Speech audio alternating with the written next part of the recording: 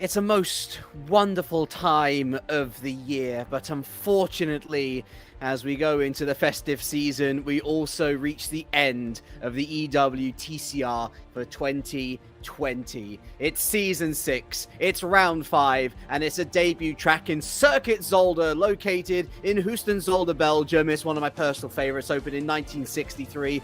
We've seen winners in the real-life WTCR this year in Nestor Girolami, an eventual champion, current king of the WTCR, Yann Ehrlacher. But today we travel to it for the first time in the EWTCR, and what has been it's the end of a wonderful season, really. An incredible season, an incredible year in so many different ways.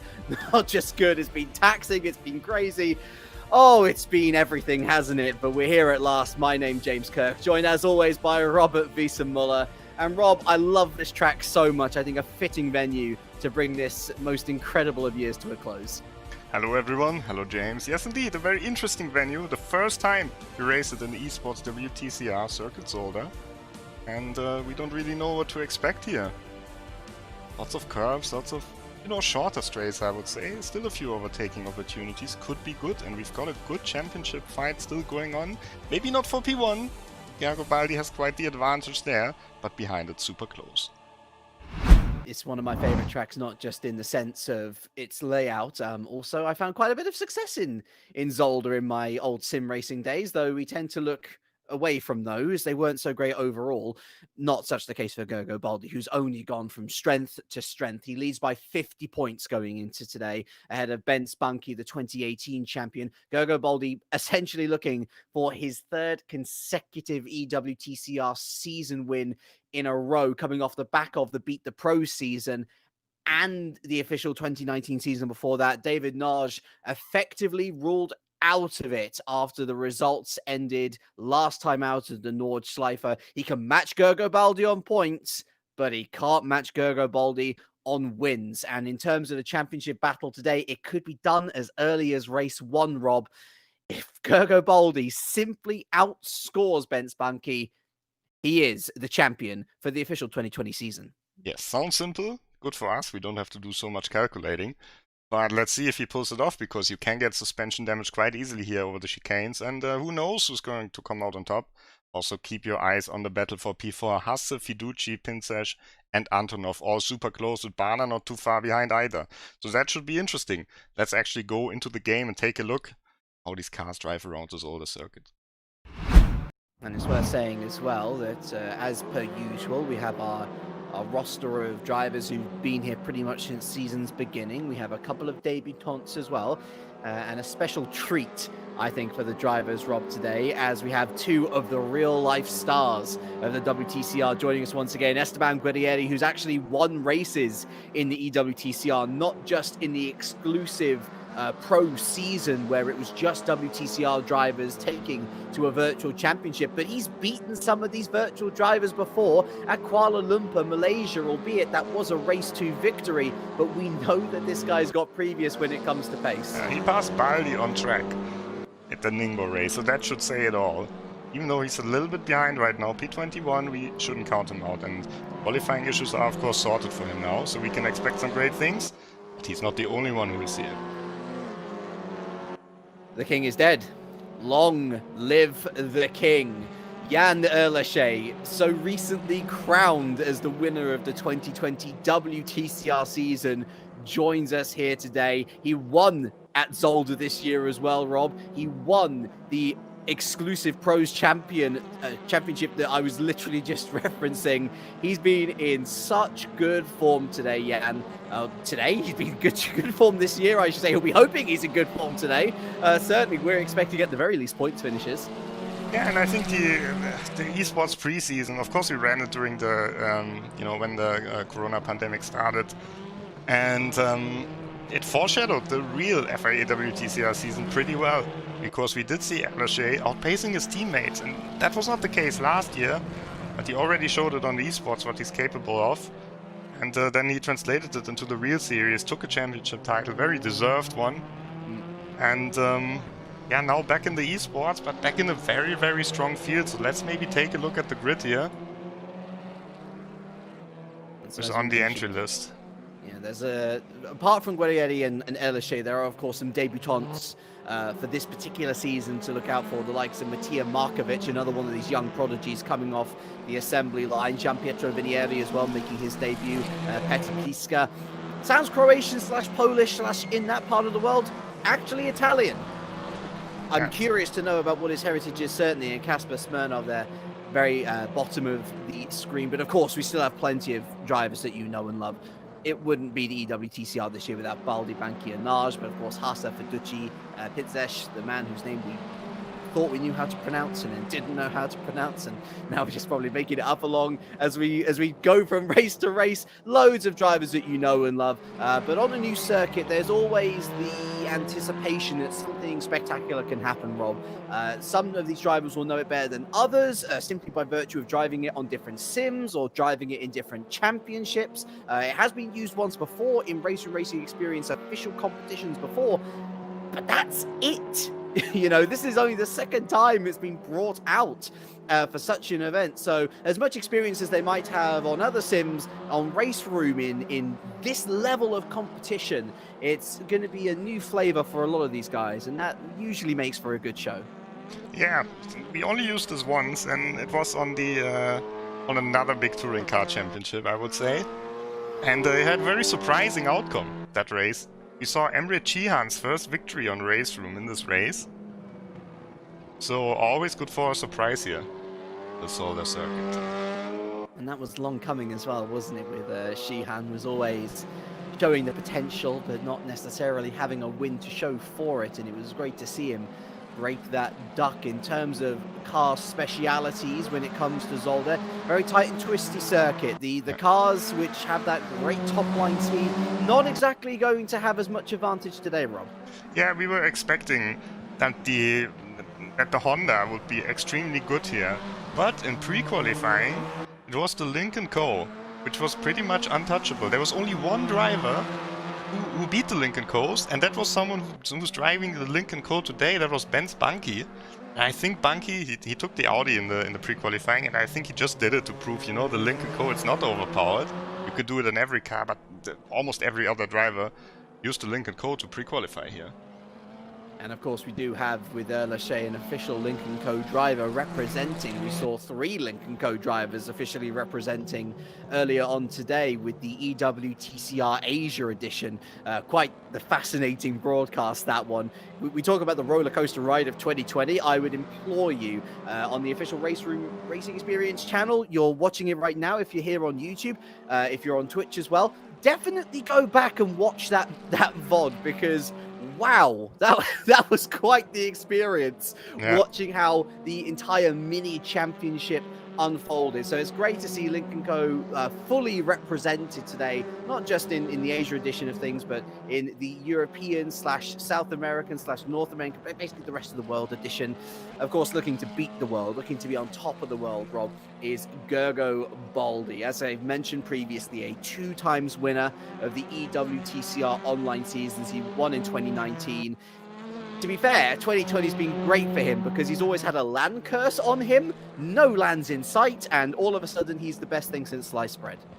Yeah, he's just been impressive this year. He's looking to win his 3rd championship in every time he drove this Hyundai. So this is really his car. He's the only one who can get these sort of times out of the car. And yeah, like you said before, he only needs to beat Bánki in the first race, and then he's already got this championship locked up. And of course, he can always count on the support of Mira Esports, of his team that Norbert Michelic actually founded. So we had some interesting statistics regarding the teams here. And let's take a look maybe at them. You can see race wins in the history of this championship.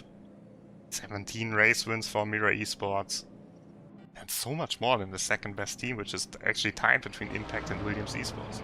Worth mentioning as well that Mira Esports have been a part of the EWTCR, and we'll include the EWTCC in this as well. So that's the 6 seasons total that this championship has been running. They've only been a part of this championship for 3 of those seasons, this one included. To have more wins than any other outfit by more than double, I think speaks volumes of the strength and depth of their roster, you know, as opposed to just singling out one talent. Of course, the majority of those wins do come through Gergo Baldi. There's absolutely no surprise there. But you think of David Nagy, who was revolutionized by joining the team. You know, you think of Zoltan Schutte as well, who's picked up a win in his time at Mira. You know, a relatively rough and ready rookie when he first came into the championship. The fact that he's even got a win so soon in his career is such a testament to the setup that Norby has there. And well, if Yann Ehrlacher has wrestled the crown off Norby for this season, then I'm sure that the ex-champion now is going to be quite eager for his team to get some payback today. Yeah, and despite all this praise for Mira Esports, I'm not actually expecting them to go for P1 today. I'm thinking this time Bence Bánki, he really has nothing to lose. He just, I mean, he could lose P2 to Notch after all, but if he wants to win this championship, he has to go all out. And I think this is a great track for him. It's a new chance. It's a track that where no one has experience at all, and he was fastest again in pre-qualifying. He's got a good car here. And, you know, he's been super strong this year, even though sometimes it looks like Baldi's just overshadowing him. But you have to remember the race at Aragon, how strong he drove. How, you know, we always complained that he doesn't make the passes when it's, you know, when it's necessary. And then he did, you know? Yeah.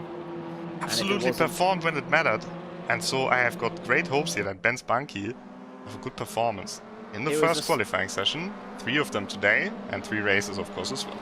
It was a stroke of bad luck, wasn't it? He got within 5 points of Baldi, and then it all just unraveled before him. Yeah. As the track is unraveling before us, we've been through the first sector of this circuit, through Erst, through Sterrenbach-Bocht, through Kanalbocht, and through Wiesenmüller-Bocht, and I hope that I got all of those corners correctly done. Klein chicane is a little bit easier, turns 5 and 6 before we head up the hill and then down into the forest. Round a butt corner 6, it's a long left-hander into a heavy braking zone then for the section known as the Terlemenbocht, which is 7, 8, this far chicane, the right of turn 9, the right of turn 10, and then into turn 11, which is this, again, long left-hander before another heavy braking zone into the, and bear with me on this one, the Bolderberg-Haspelbocht.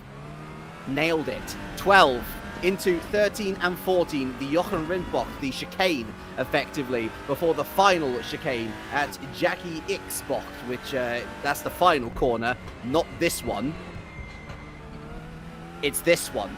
It's a slightly larger chicane. It means that the lap does slow down a little bit, but with such a fast and difficult to handle first sector, you can forgive it for perhaps slowing down a little bit at the end. The first times rolling in then, David Nagy with a 136.1, Fiducci with a 135.8, Florian Hasse slots in.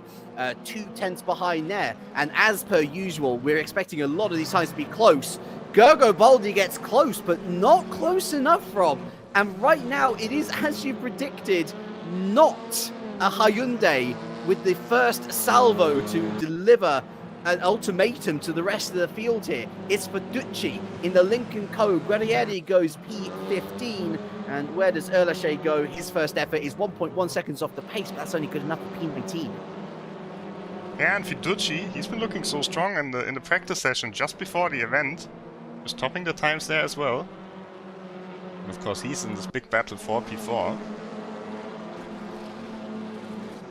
The Italian on your screen there. Strong Italian contingent this time. Taviani was fast in the pre-qualifying, and of course Pliska and Guerrieri are making their debuts. We've also got the eternal battle of Absolute Motorsport versus Ballas Racing.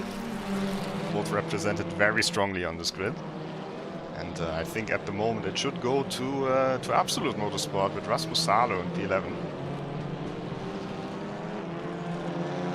4 different manufacturers in the top 4 right now. Fiducci leading Baldi, leading Hasse, who's had a bit of a middling year, to be fair. Hasse, it's not like he's done particularly badly, but he's never really strung together the results which we've seen him done in seasons past to suggest that he might have a chance at the title. Yann Ehrlacher on his second hot lap, some 7 tenths off by sector 2. I'd suggest he'd do well to get into the top 17 here, down to P20 as Leandro Verda slots into P14, and Yann Ehrlacher, I should say, not even with an improvement. That's a woeful Sector 3, unfortunately, leaves him in P20. Here's someone who did well at Nordschleife, though, Rob. Martin Barner had an excellent round at Nordschleife. Yes, he switched the livery this time, driving the car of Jill Magnus this time. Jeski not here today. And Martin Barner still with a shot of getting into the top 4 of this championship. Working together with Adam Pinsesh as usual. And Pinsesh, he was complaining about this track a lot. That he's got trouble in the chicane, that his suspension breaks so early. And I'm not sure if he's really got the right... if he's really in a good mindset for the race today, because he's sitting in P24. Let's see, maybe this time is a bit better, but it's not looking so good, is it? It's looking for P15-ish.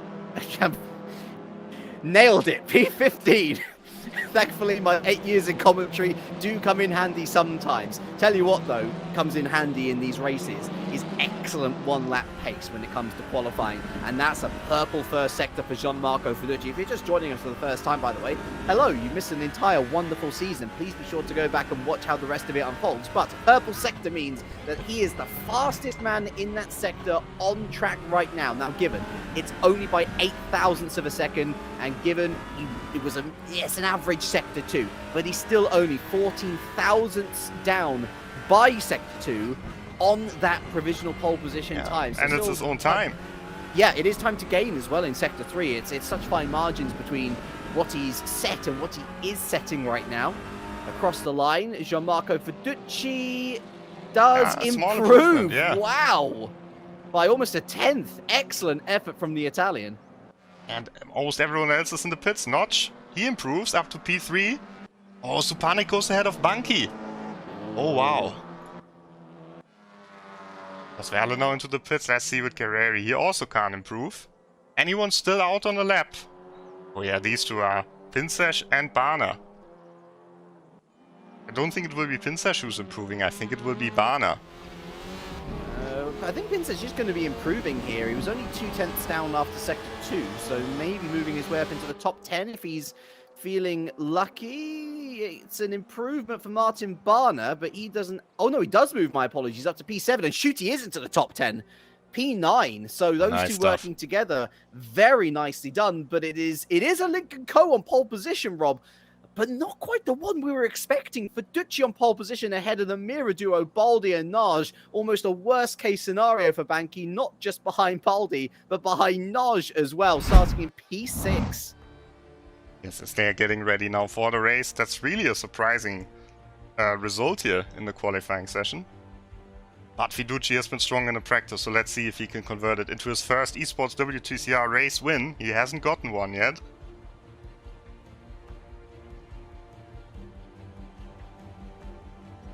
The man alongside him, of course, has plenty. And as we've already mentioned, all he has to do is finish ahead of Bence Bánki, and he is already crowned a champion as early as race 1. I get the feeling that turn 1 might be a make or break moment. It's a very long left-hander, 90-degree corner. Not really many corners like this when it comes to the first element of a racing circuit. Let's see how the EWTCR field deals with it. It's race day. It's go time. And Ferrucci leads away. It's a decent start from him as he leads into turn 1. And the Audi immediately on the inside of Gergo Baldi. But surely David Naj, now out of the championship, is going to be more than happy to provide a rear gunner service to his stablemate. Remember, these two not in a team's championship necessarily, but both driving for the same outfit. Bence Bánki has not made any progress up from the P6 from where he started, but Zoltan Schuti is still doing a good job. He's holding off Adam Pinches in P9. Little look there as Esteban Guerrieri is down to P20, still battling away in that 19th position. Ahead of him, the young and the 16-year-old Markovic making his debut in the championship. It's into the Klein chicane for the first time. Very tight. I've had an incident here myself in some racing gone by. and cannot Guerrieri go side by side.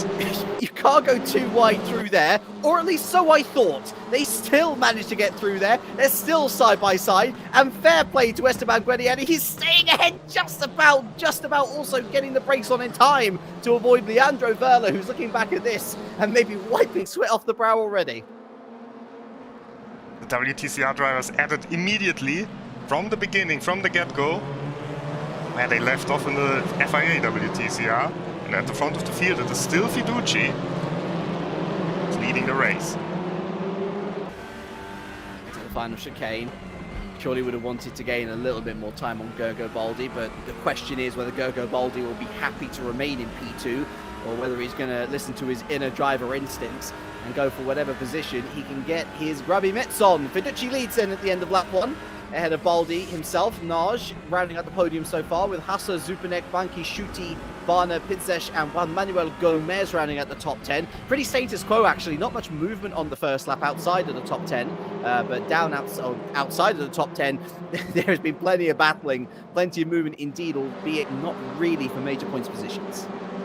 Ehrlacher here had a little moment, lost a bit of time to Guerrieri, who's closing into the battle pack around Leandro Verla. Let's go on board with the Argentine driver.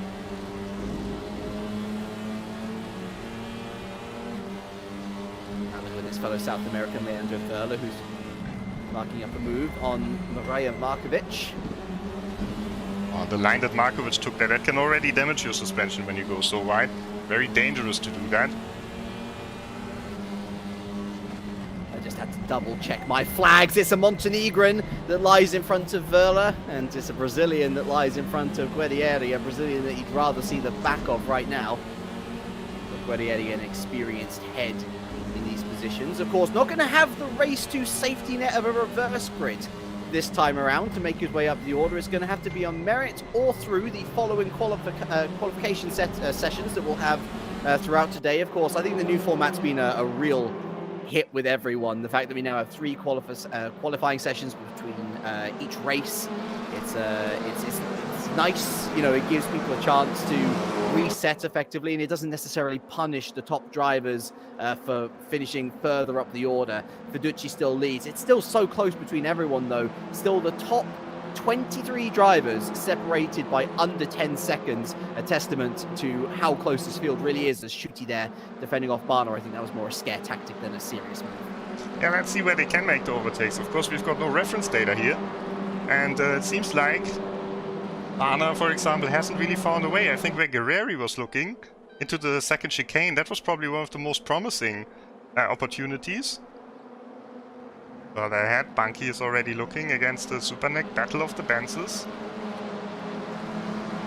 Zupanek had a bit of a breakthrough round last time at the Nordschleifer as well. An excellent defensive performance in race number 1. Unfortunate to crash in race number 2 after contact with Jack Keithley, but another good performance in race number 3, really cementing himself, Bence, as another, I say up-and-coming Hungarian. It's just another Hungarian that Mira Esports has amalgamated into their greater consciousness. And again, the benefits are there for everyone to see. A driver who was a bit here and there, hit and miss with his form, all of a sudden coming good in a breakthrough season. Yeah, for him it was also crucial that he finally managed to consistently qualify for the races. That was the main issue he had, that sometimes he was just missing some races because he didn't get into the top 24. And now he's looking like one of the stronger drivers here on the grid.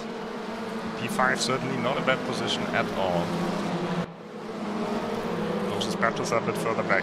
Kasper Smirnov, one of the debutants, vying for Absolute Motorsport.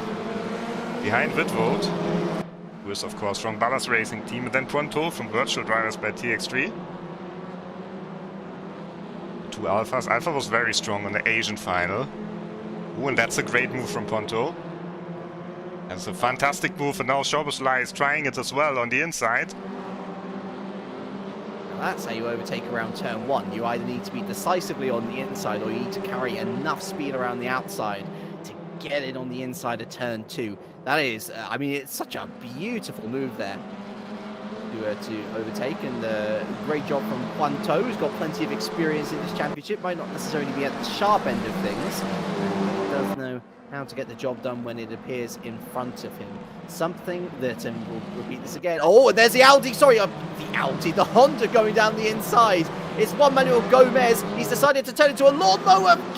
Oh my goodness me, almost hunting round Adam Pinsesh. And lucky to get away with that one, Manuel Gomez, who we saw him. He's been in this championship since the dawn, Rob, but unfortunately he missed out on lunchtime. He's come back for dinner, and it's a very different beast to what he is used to dealing with. We're still really waiting to see him get back to his best. Yeah, but it's a solid performance, and also a solid performance from Bence Bánki. We've just seen the pass against Supanek up to P5. And that was really, it's good that Gomez cut off my story, because I was about to say, oh, you know, he can't get the move done. He struggles to get the move done, but he's gotten the move done finally. Bence Bánki up to P5. Now it's going to find 3 more places on Gergo Baldi, otherwise it is championship done and dusted for him.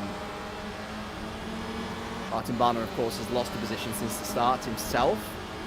Zoltan Schuti picking up the pieces. The Audi battle really just stifled a little bit as Bánki and Supanek sorted out their differences. But no move into the chicane, but plenty of airtime. Also see Ehrlacher slowly but surely getting under pressure by the Alphas. Been passed by Wittwood by now. You're Kasper Smirnov. You're having your debut EWTCR race and you're driving against the current champion of WTCR. Where else can you find this? Must be great for him here. And he's also the strongest Alpha, just ahead of Ponto, so he got him back. Oh, in the foreground, Wittwood. It's going past Guerrieri. But a nice cutback from Esteban. He's going to have a bit of purchase, but unfortunately the grunt of the Cooper a little bit too much to handle. And into the final chicane, it will be Wittwood, the first Dutch driver in a while, if I remember correctly, in the EWTCR. Securing a maneuver and up into the top 20. Remember, it's the top 15 that score points right now. The final of those occupied by Petr Pliska, actually one of our new debutants as well. The Italian up into P15. Oh, look at Although this, for how long? Antonov. Because, oh my goodness, Antonov's going to four-wheel drift his way around turn 2. He's not just out of P15, Rob. He's out of the points. Oh, and I think he's crabbing a little bit. I think he damaged the suspension before. That doesn't look quite smooth. And he's, of course, one of the drivers who's right in the fight for P4 in the championship overall. And with Fiduci in the lead of the race, I think he can say goodbye to this stream. Yeah, it's a real shame. He has had a good year overall, Kirill. Of course, he's one of the, or he was one of the more aggressive drivers, I should say. One of few recipients of a race ban in his time in the championship. But he's certainly shown his good colours this time around. Taken a podium as well to his name. Plenty of strong performances in a row, but with such a short championship, only 5 rounds, of course, 3 races in each, so only 18 races. You know, if you get a non-score in any of them, then you are seriously damaging your chances. Just look at Bence Bánki in race 3 at Aragon, and you'll get a good idea. Behind Bence Bánki, this battle still engaging. Supanek versus Barner. As Supanek tries to hold on to P6, he'll be hoping that his defensive skills from the Nordschleifer can come in handy again. Behind him, though, he might not even have to worry about it, because here goes Martin Barner on Zoltan Schuti. A bit too much pace from Barner into turn 1, and he stays ahead for now. Yeah, this is Schuti ahead, actually. Schuti in the yellow car, Barner in black. Oh, this is getting close. Let's see how they all come out of here. Barner has the inside.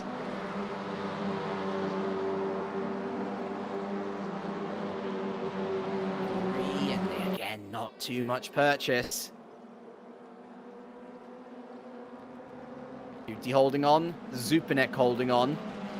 It's Bánki, this actually suits him very well, doesn't it? Because he now doesn't have to, he can focus on the road ahead, but time, as always, just flies away in these races, Rob. Incredible to think that 10 minutes have passed already. Yeah, and passed pretty quickly. Oh, I think this could be a suspension damage as well for Yann. Right straight through the chicane. Lock up from the Honda ahead, I think. And there goes the Alfa Romeo down the inside. Oh, that's bold. He keeps it in track limits. What a move from the Navy dog, Casper Smyrna. He'd been overtaken by Pointeau. He's seen get past Ehrlacher, and he thought that he'd have a piece of the pie as well. Wonderful move. Crazy stuff there. Just past the world champion. I mean, you can do that on your debut. That's quite a story. Let's focus on Guerrieri, because he's right in the middle of the battle once again. Moved up a position against Werle. Moved down a position versus Szoboszlai. Yeah, and I think against Wittvoet as well. Yeah. So he hasn't really moved anywhere. He's still in P20 at the end of it all. And a little bit blocked out there as the Hyundai takes the low ground, and also taking the low ground is Werle. We'll try and wrap around in turn 2, except Guerrieri is going to see an opening on the Hyundai, launches an attack, cannot give Esteban Guerrieri an opportunity like that. Bence Bánki, again, one of the youngest in I think he is younger than 16, isn't he? So still plenty still to learn for him against Guerrieri, a father and a scholar as well. He knows how to overtake. Yeah, great stuff there. It's interesting that the Szoboszlais, there's a story, because normally there's also his brother Sylvester Szoboszlai in the races. I think he's on server 2 this time. And they only had one simulator, so only one of them could participate in the races. And then Norbert Michelisz gave his steering wheel to one of them.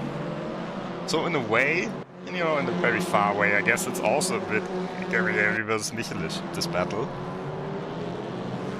Even if Norby can't be here himself, he still has his team, and he still has some drivers driving on his old steering wheels from his sim racing days. Small world, really, and it's great to see the family love as well. You know, all these guys are battling as hard as they can for the points, but also it's like, you know, help a brother out sort of situation, as Florian Haas is looking to make his way past David Noj. Again, just acting as the rear gunner in this situation, trying to fend him off for as long as he can to help his teammates, who has really lost touch with Piducci. And I know that 1 second doesn't seem like much in the grand scheme of things, but it is in EWTCR. That is the difference between having an overtaking opportunity and trying to work your way up to an overtaking opportunity. A real stoutly strong race from Fiducci so far, has looked rather unperturbed and on course right now for his first win in the championship. Yeah, Fiducci has one single win on RaceRoom. Won it on the race with the electric Cupra. I think you should check out the pure ETCR if you haven't heard about it yet. That will be a cool series also in the real racing. Yeah, we ran a little bit with the electric Cupra, and he got a race win there, but it was pretty much a weekend to forget because he didn't qualify in that event despite his race win, so he wasn't even so happy about it. I think this will be different this time if he brings it over the line. Just picked up a Team Fordzilla for this season, and yes, that is the official Ford Esports racing team.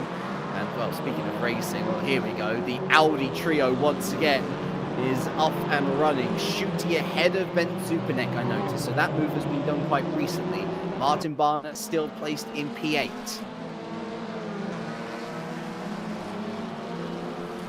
So Bence was able to hold on, but not too much longer than when we last saw him. We're coming to the 10-minute marker now for race number 1.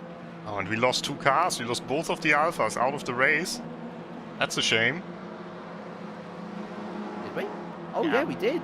Smirnov and Pointeau both retired. Guerrieri passed Wittvoet by now up to P18. But he gets into the points. P15 are the points, and there's a massive battle for P15. Antonov with his damaged car. I'm pretty sure it is damaged at least, otherwise he would go much higher pace. Fighting against Rasmus Salo and Matija Markovic. Markovic in the car with the 111, Salo in the Hyundai. Antonov with the number 100 in front of them. But for how much longer? And so also in the foreground, Ottaviani making a pass stick against Pliska. Pliska is really strong in the points. Yeah, he was P15 when we last saw him, up to P13. So even though he's lost a position there, he's still up on the Delta. Although for how much longer is he going to be P13? Not for too much longer is the answer to that. There's Norbert Leitner, another one of the Mira squad, through into P13. Pliska back down to 14th himself. I do believe it was an incident between Pointeau and Smirno, unfortunately. They saw the two Alphas out. Quarantine did try to continue for a little bit, but has decided to call it a day as well. So unfortunate for two drivers who were able to overtake Yann Ehrlacher today. Unfortunately out of race 1, but they will have a chance to requalify, of course, for race number 2. The other of the real-life WTCR drivers, Esteban Guerrieri, defending off Wittvogt and Wöhler. Esteban, he's really respected. Oh, we have to go to the front. Notch and Hasse side by side. Sorry to interrupt there, but this is for P3. Oh, and around the outside, Florian Hasse. It's bold around turn 1. It's even bolder around turn 2. He's tried to force Naj into a mistake. Smart driving, really. But nothing comes of it as of yet. But the warning shot's been fired, Rob. That said, I also think that if he wants to try and overtake Baldi, that chance might have gone a little bit too early in the race as well, given how much of a gap that Baldi's been able to build over the last 20 minutes. Somehow we've got plenty of super tight battles right now. Ottaviani flying over the curves. Antonov now up to P14. And it's not more calm further back. Alashin here. Behind Ehrlacher, going past Guerrieri. Doesn't really matter where you look. It is battles everywhere. And the tyres are not going to be looking good on Guerrieri's car after that lockup. That much is for sure. It seems so far that Zolder's providing close racing, but if you want to overtake, you've really got to mean it. You've got to be committed. Yeah, now of course we're in the last 7 minutes here. And let's be clear about the championship as well. With a result like this, Gergo Baldi will win the championship in this race. We haven't talked about it much, but it was a pretty set precedent. It was a simple precedent. Oh, Florian Hasse there with a knock on the rear bumper of David Naj. I was expecting Naj to fly off into the gravel trap. I'm glad he did not.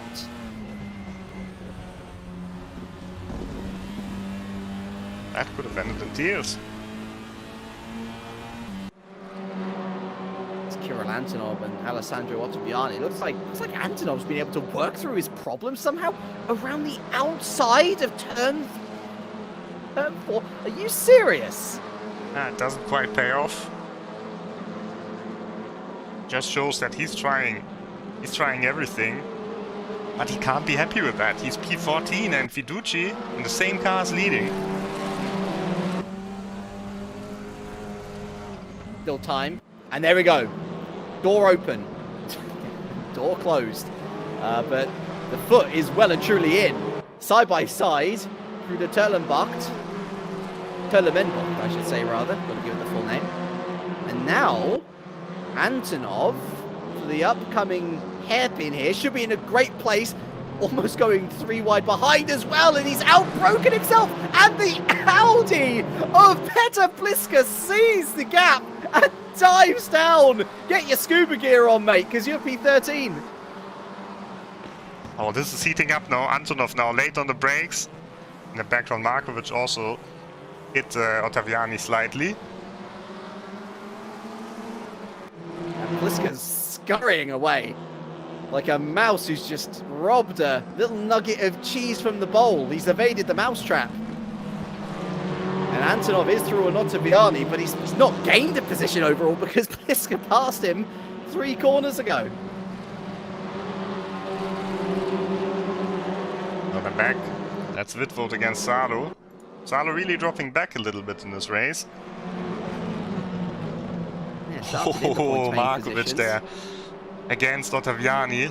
Clips the back of him again. And now Wittvogt. That's where the Cupra is strong. Every time it goes straight, car's gaining a little bit, but in this chicane is not very strong. Actually, a pretty decent line from Wittvogt. Kind of got to just chuck yourself into the chicane and hope that it sticks at some point. minutes further up the road. Haas still unable to get past Naj. But we've got to talk about Bánki as well, Rob, because he's not made any inroads. These two have been battling all race pretty much, and Bánki's still not laid a finger on them. Only 5 seconds off the lead, mind. It should also be mentioned as Haas tries to go around the outside of the chicane, and now Bánki's going to be able to lay a finger on them because of that mistake. Let's see whether he can overtake around the outside of turn 1. That's immediately what his first thought is. The Honda with the inside line, the Honda with the nice braking. The Honda keeps position. Lost Esteban Guerrieri. He was about to win the WTCR drivers battle, but he's out of the race. Not sure what happened there. Not a disconnect because he's still on the server. Perhaps also something with the suspension. Back to Bánki. 3.5 minutes now left on the clock, so we should have this lap. Maybe 2 laps more. Actually, no, to be fair, the leaders are just there, though, aren't they? It's going to be close. It's going to be close. We'll keep tabs on it, of course, throughout the lap. Looks like Hasse can just take a little bit more curb. I think by this point, it doesn't matter how much curb he does or doesn't take, Rob. Bence Bánki needs a miracle. Yeah, I think right now it's not for the championship anymore for Bánki. It's just about, you know, keeping P2 in the championship and getting a good result here in the final weekend. Oh, Ehrlacher is also out. What happened there? There. The WTCR drivers deciding to move away in unison as Adam Pinsesh looks to have had a problem. He's down to P10. Back up to P9 is Adam Pinsesh. Looks like it was maybe a side-by-side moment through... It must have been the Turleman Mocht as well. And we have seen a couple of side-by-side moments through there as well. Generally launching it up the inside of turn 8 is the way to go on that one. 21 drivers still going. One of them disconnected even from the server. Didn't quite figured out who it was. I think it was Guerrieri actually. So yes. Yeah. And so there are going to be 2 laps, by the way. 2 more laps. Here's Gergo Baldi. Haven't seen him much today. But of course, with this performance, he is going to take Esports WTCR 2020 title. He's not had much to do, has he? Well, he's still lapping pretty quickly, but not as fast as Fiduci. Fiduci has just got a supreme pace here. He's just been happy as Larry sitting in that P2. Not much need to worry about attacking ahead. No real threat from behind. Sunday drive. It's been anything but a Sunday drive for the 3 Audi drivers here in P6, 7 and 8, mind. Which order will they finish in? That's the question. Judy has maintained a 6th position though, pretty much the entirety of the race. Zupanek was the original holder, and Martin Barner actually fell back behind Zupanek at the start. So there will be 1 more lap after this one finishes. Gianmarco Fiduci still looking very strong. Again, he's just looked flawless. I mean, that was a great pole position to take for our starters. Out-qualifying the champion-elect, effectively. 2 seconds clear of Baldi. Not a foot put wrong. Yeah, stunning job. Impressive performance from Fiduci. And takes a big step towards P4 in the championship. Although Hasse with P4 in the race done a decent job of keeping it close. And there's a very Hungarian vibe to the top 10 as well, with 6 of them, sorry, inside the top 10. You can tell that Norby Michelis is quite the inspiration, can't you tell? But it's for all the battling, Bob, it's actually been quite an uneventful race when you look at position changes. Like, it has been very status quo, despite all of the close moments.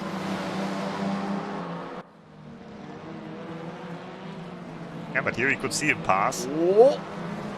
He had to try, I guess. Basically, just used the Audi ahead of him as a barrier with Martin Barner, but Bence Bánki wasn't having any of it. Our last chance now, and I think this is the only battle where something can happen. Bánki has really backed off a bit here. That's a surprise. so we can keep it through the final corner, but we have to focus on this man here. Gianmarco Fiducci, finally, he is going to take his first victory in the Esports WTCR, and there you can see the emotions. Congratulations, Gianmarco. That is great to see. It's what I love so much about these cams. You love to see it. It's been such a journey for him as well. Oh, that's wonderful. Gianmarco, well deserved. Absolutely untroubled for the entire race, and you can see how much it means to him. But behind him, Rob, as well, as much as we can love seeing Gianmarco's reaction, we also now can crown a 3 times online EWTCR champion. Gergo Baldi wins it in Zolder. Also an untroubled drive. He got P2 on the day, but ultimately he is P1 in the championship. David Naj, the other podium sitter. Congratulations to Gergo. What a campaign it has been. What a fantastic performance once again here. Even though he didn't win, well, then he gets P2 in the race. It's enough anyway. Fantastic job by Gergo Baldi. And David Notch in P3, he will be happy with that as well after losing his chances of fighting for the championship last time. So here we can see Gergo Baldi looking relieved. Looking really relieved.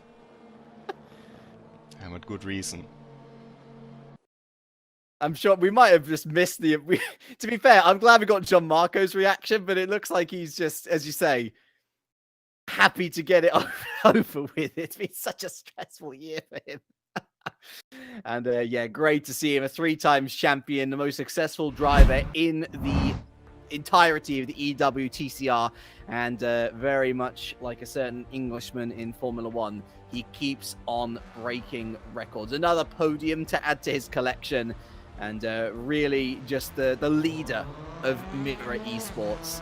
Fantastic to see once again. And I should give a little shout out as well to Pliska and to Markovic. They scored their first points in the EWTCR on their debut in the series as well. So a hallmark race for a number of reasons. Yeah, quite a cool race here at Zolder. I liked it. And I hope the real drivers will have a little bit more luck in the second or in the third race. Because that was a bit of a disappointment that they both had to retire after pretty good runs. Yeah, a real shame. Yeah, but the show stops for nobody.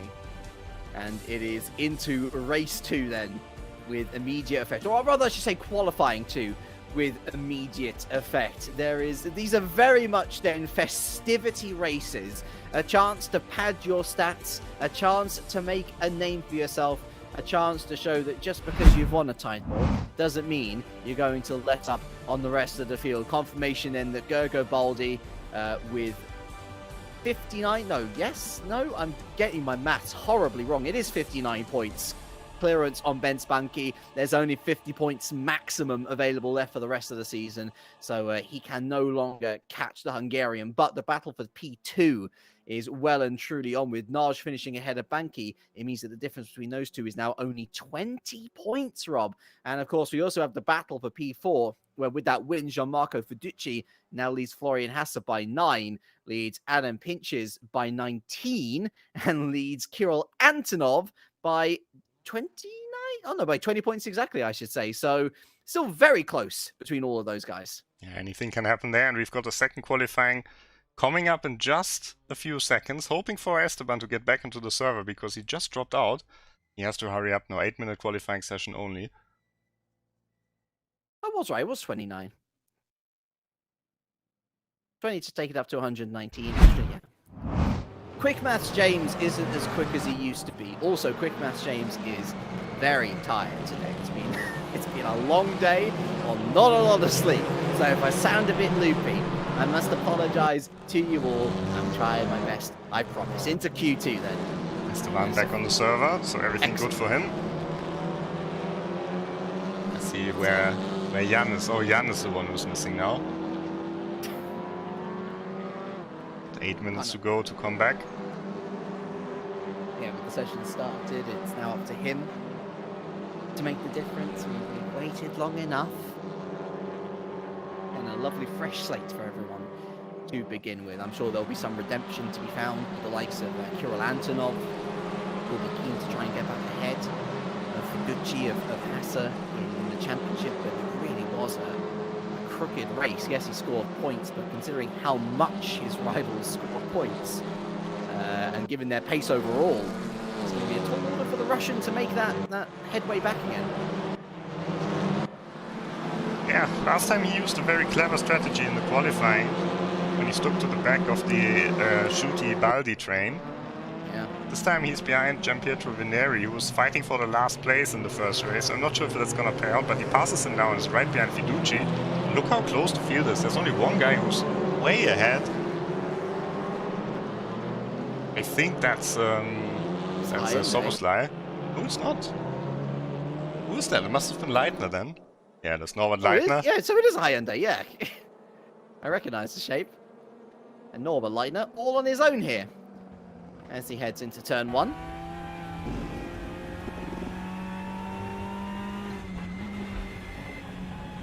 Very much a driver for the odd day now, Norbert Leitner. Less of a regular podium sitter, less of a race to winner, and more of a... On his day, he's pretty good.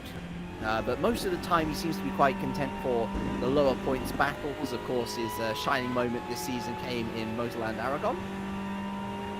But even within that event, he just seemed to drop off the pace inexplicably.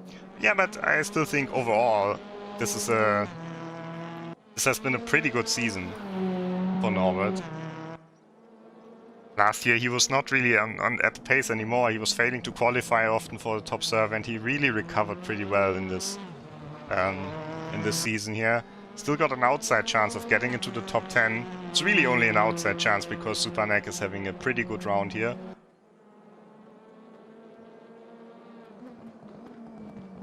But still, I think he can be happy with this championship campaign. And he will be the second best Hyundai unless Salo has a miracle round here. Second Hungarian.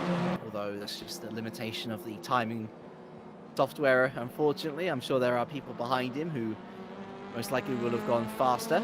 But either way, Norbert Leitner will be, albeit for a brief moment, on provisional pole position. He sets a 136.115, which is decent, is there or thereabouts. But Gergo Baldi is looking to depose him. Bence Bánki already deposes him. And look at that, once again, Gianmarco Fiducci pipping him to the post, Robert, 35.891. Yeah, but respect to Leitner, that time was not bad, he's still P4. Yeah. And Fiducci, how is he so strong this time?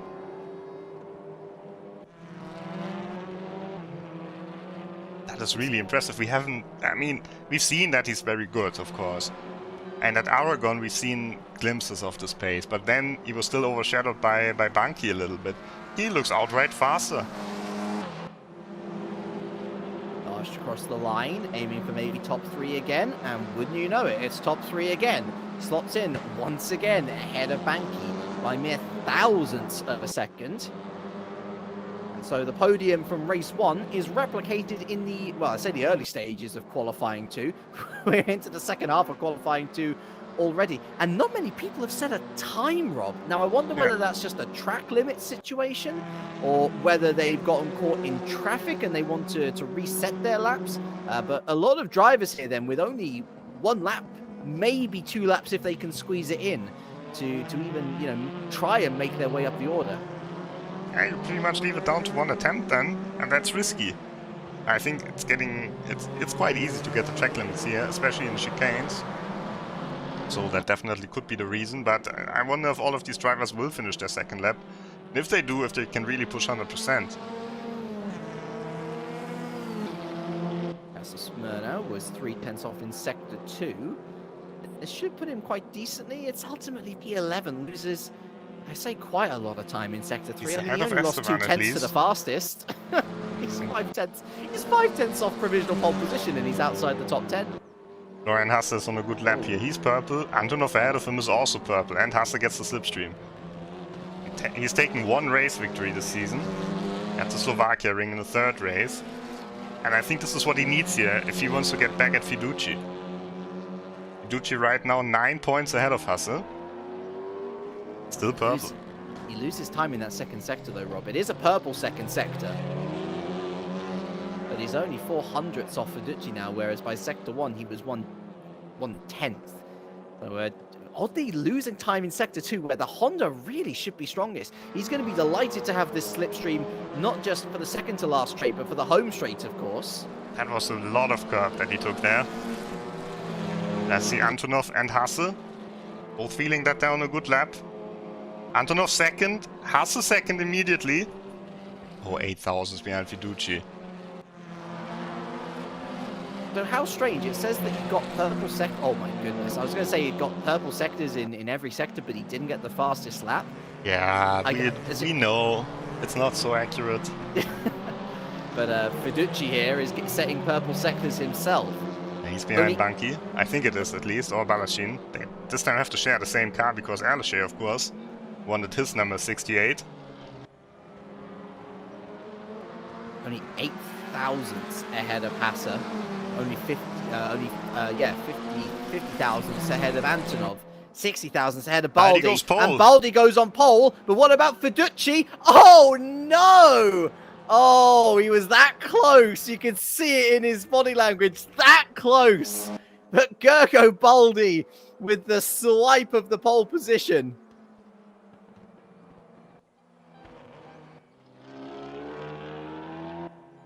Everyone at the front is already in the pit, so I don't think anyone will steal the pole position. But maybe Esteban will get a few places higher up the order. Look how close he is to Bana, for example. Oh, he stays in P16. That lap, Rob, was 2 thousandths faster than his fastest. Or 2 thousandths slower than, I should say, than his fastest. So at least he's consistent. Yeah. Definitely seems to be reaching his limits. This guy won't get a time in here. Same for Lucas Werle. Oh, Here we can see the qualifying results. So it's Baldi on pole ahead of Fiducci. The front two from race 1 reversed. Hasse and Antonov on the second row ahead of Naj and Bánki. So Bánki again out-qualified by Naj. That is not good news bears for him. And a decent effort from Norbert Leitner as well to get himself inside the top 10. Hopefully a good points finish on the cards for him. Let's see how it turns out in race 2. Same race format, of course. 25 minutes. No pit stops, no tire changes, no anything like this. Should be quite an exciting race. So for the second time this evening, the drivers stare into Erst corner and hope that fortune will favour the bold. Fiducci this time on the inside. He'll be hoping for a good start, but if there's anyone who's had consistently good starts this season, it would be Gergo Baldi, especially when leading from the front. What can Antonov, what can Hasse do from their elevated positions? We're going to find out now. The lights go red. 25 minutes up on the clock once again. And for the second time at Circuit Zolder, we're racing. And it seems to me like it is, once again, Baldi with the advantage. That outer grid slot working well. Fiducci slots into second, Hasse third, and David Naj fourth. Where is Antonov? Antonov's had a shocker of a start. He's down to P7 already in the Lincoln Co. So Naj, Bánki, and Schutte have all jumped him in that opening exchange as we work our way through Sector 1. Esteban Guerrieri as well making up a couple of positions. He's up to P14. Where is Yann Ehrlacher? Unfortunately, Yann Ehrlacher hasn't made it to the race. So we're down one WTCR champion, but Guerrieri definitely the one to watch out for as well. Manuel Gomez able to stick it in P10, fending off Adam Pinsesh there. We can see Pinsesh on the inside of the Hyundai. Rasmus Salo as well, looking to maneuver his way up into P11. It's not going to happen on this occasion. As we make our way into the forest, it's a little bit more shaking and baking than we saw in race number 1. Bana and Werle almost crashed there. Guerrieri himself gets a pun. And there's Salo going off. Salo going off. Werle also with problems. And that was a hard impact for Salo. And that's Ponto off as well. 3 drivers in strife around the Terlemenbocht. But up at the front, it's plain sailing for Gergo Baldi, who makes his way towards the Jackie chicane. Markovic has taken advantage of the trouble. He's going to make his way into P15, and Guerrieri, another position for him, up to P13. But at the end of lap 1, the top 10 looks thusly. Baldi ahead of Fiducci, Hasse Naj, Bánki Schutte, Antonov Leitner, Zupanek, and Juan Manuel Gomez. Almost the closest one to another car right now, right behind Zupanek. not going for it yet. And I think the battle to watch here will be Hasse versus Fiduci. Because this is right for P4 in the championship. And Hasse can't afford to lose the race against Fiduci here. And I'm thinking also of Naj and Bánki, Rob. There are only 20 points separates those two. And if Naj was to get anything better than a P4, then that's going to pile the pressure on to Bence Bánki on board with Gianmarco Fiduci. He can just take so much curb in the chicane.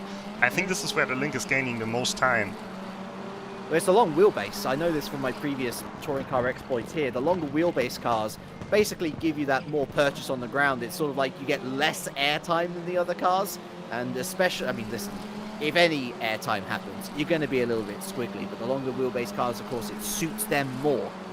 You reach the ground faster, you get that purchase faster, and everything is just a lot more stable. And so definitely the track, this is why we were expecting the Link & Co in general to be a better fit than the likes of the Hyundai and the Honda. Shorter wheelbases, it should be equally featuring the Audi in terms of its stability levels, but you know, obviously the outright pace when it comes to the straights and the acceleration, that is where the Link & Co's succeed. Kirill Antonov, they're trying to use that straight line pace to get into P6 air, the Schuti. He holds firm. I don't think Schuti really left him enough room there, to be honest. That looked like Antonov. That looked like Antonov really had an overlap there. And it's very hard to make a pass, especially a clean pass, if you're not given the room. And let's see how Antonov reacts to it. Definitely unsettled him for the next couple of corners, that much is for sure. Norbert Leitner P8. Esteban P13. That's well into the points now. Starting to lose touch with Martin Barner already. And after a pretty decent opening round, AAA struggling, not a single car in the top 10. I mean, there's only two of them, but neither of them in the top 10 when they've shown top 10 pace previously. Guerrieri right now looking behind at one of the Verla twins, and Markovic in P15, the Montenegrin, looking for another point to add to his early career collection. I think Baldi also has to look behind now. Yeah. Not looking nearly as comfortable as Fiduci did in the opening stages of race 1. And again, I just think there's more latent pace in that Link & Co right now. It's a question of, I guess, weighing up when against should Fiduci make a move. Yeah, Fiduci could be, let's lose him behind the race from Banner here for a moment.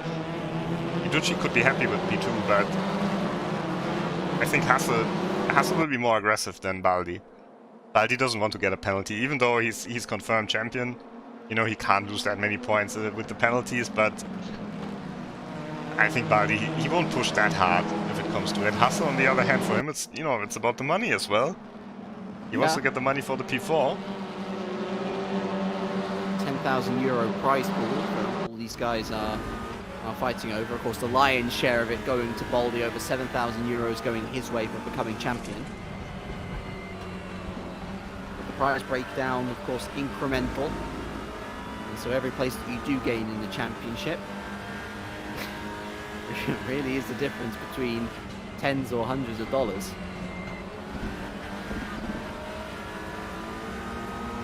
He lost another driver. He lost two drivers, actually. Sala retires, I guess. I'm not sure who the other one was.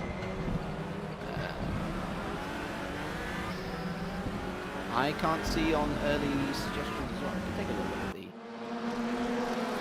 the Guerrieri again. No, Guerrieri's still going. Vidvolt, there we go. Luciano Vidvolt. Oh, that's a shame.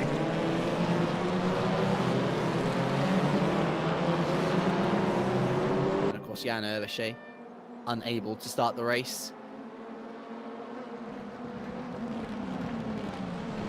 Top three through your picture. Fourth and fifth close behind. We then have our second train, led by Zoltan Schuti. And now we'll see what sort of weapons Florian Hasse has in his arsenal. Did he go for a move? No, quite content just to stay behind for now.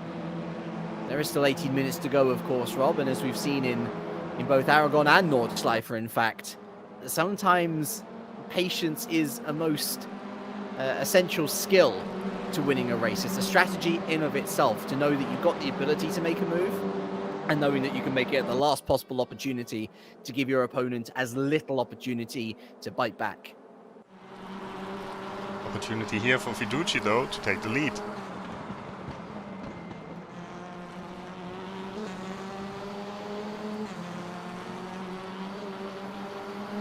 I don't think I'm ever going to say this. Well, I don't think I've said this season, Rob. Obviously, I probably won't again, since there's this race and then the last race of the season. Gergo Baldi, a bit of a bottle cork here. Yeah, I think we've seen it a very few times that his tire wear is quite high. This is certainly not a problem of the Honda, for example. Ironically enough, this is actually helping Bence Bánki, isn't it?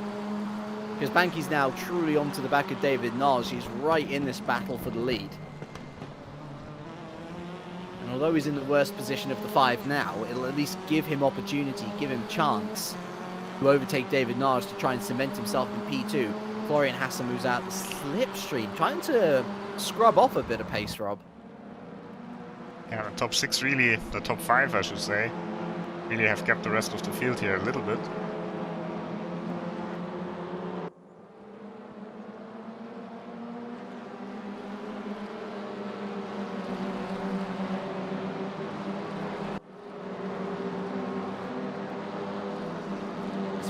He's lost a position to Yann Ehrlacher, now ahead of him, the Brazilian. And seems to have a habit of finding the young prodigies. In today's event, Guerrieri, he was battling away with Bence Bánki in race number 1, and in race number 2, he finds himself in the company of Matej Markovic. Different racing lines as we enter the tournament box section. Still no movement as of yet. Nobody willing to pull the trigger to potentially unsettle the domino tower we've got here. There it is. There it is. Into the Boulderberg. Into that corner. Florian Hasse gets up into P2 and very much caught Gianmarco Fiduci napping as further behind. Kirill Antonov finds the grass. And oh, that's an Audi into the wall. Schutte. That's Zoltan Schutte. Oh Now my he goodness, was what battling happened away to in the him Audi. there? Yeah. Well, well, well.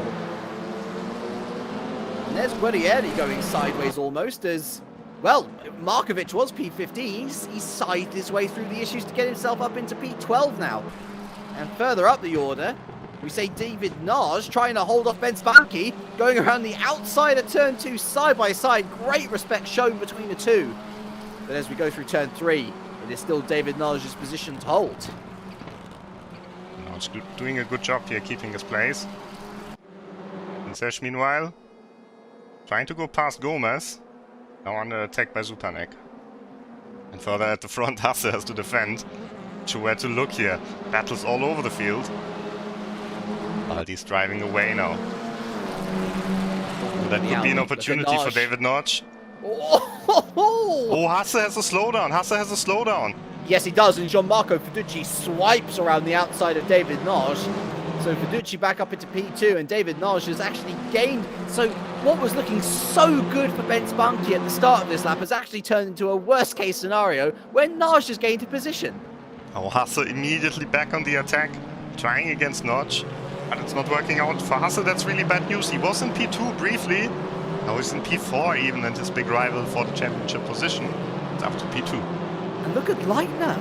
Leitner's just latched onto the back of this train all of a sudden. Dragging with him to a certain extent. Gomez, Pinzesh, Zupanek, Barner as well.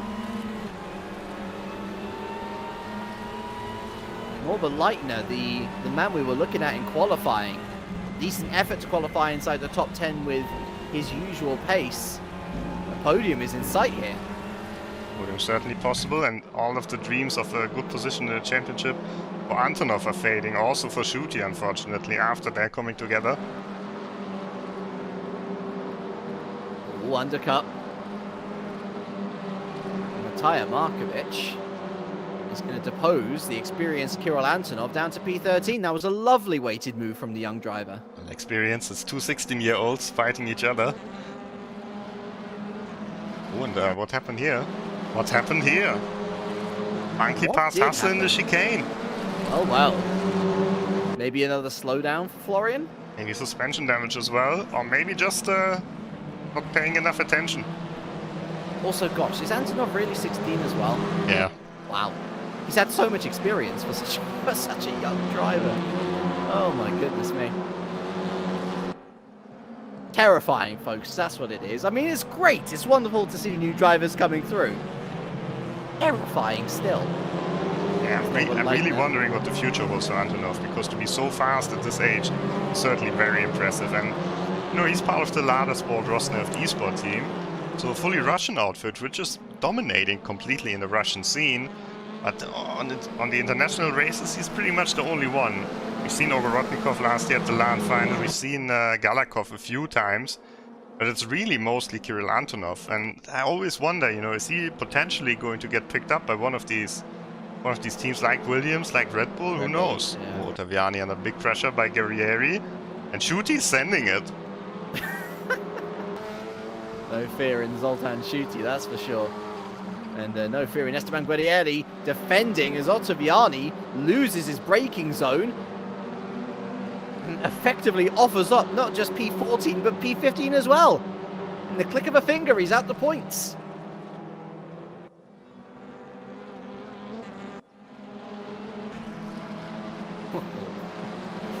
And Leitner now. Gomez smells blood.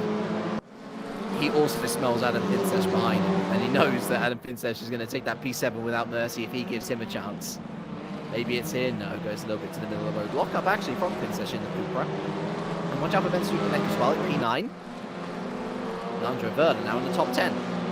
Cupra, pretty good car over the season, but this is probably the only track where it has a disadvantage. And Pinsesh doing a decent job in P8.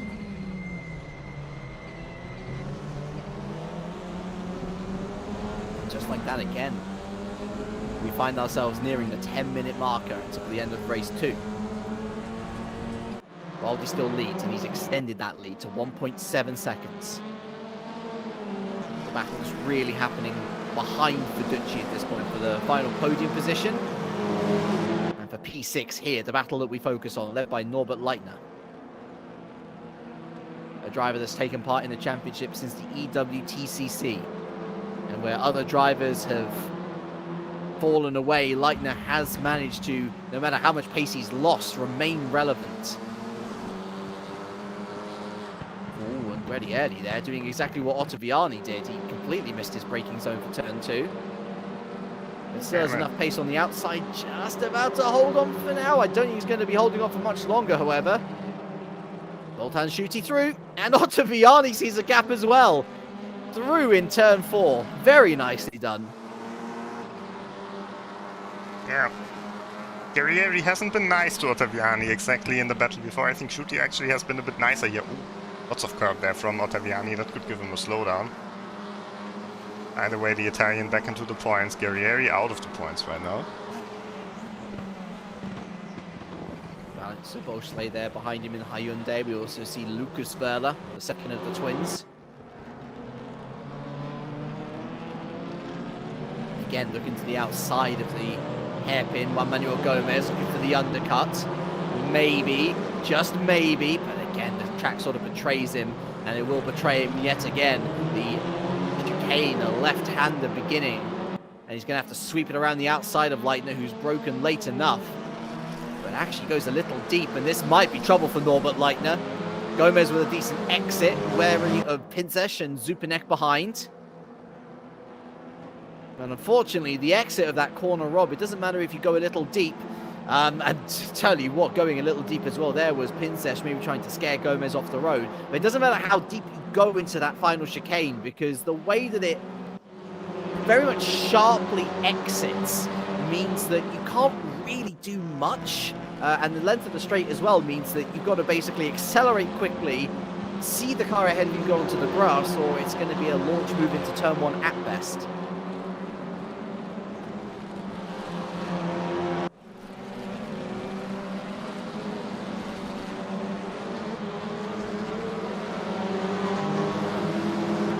now, while Manuel Gomez remains in 7th. Guerrieri still forced to settle for 16th. But remains in the hunt for points, which is better than you could say by the end of race 1. This train now very much starting to grow. It's not just Boschlei and Werder, it's also Guerrieri, Iska, and Balashin. Quanto's some way down the road, and Casper Smirno, another retirement from this race. 22 runners and riders still going.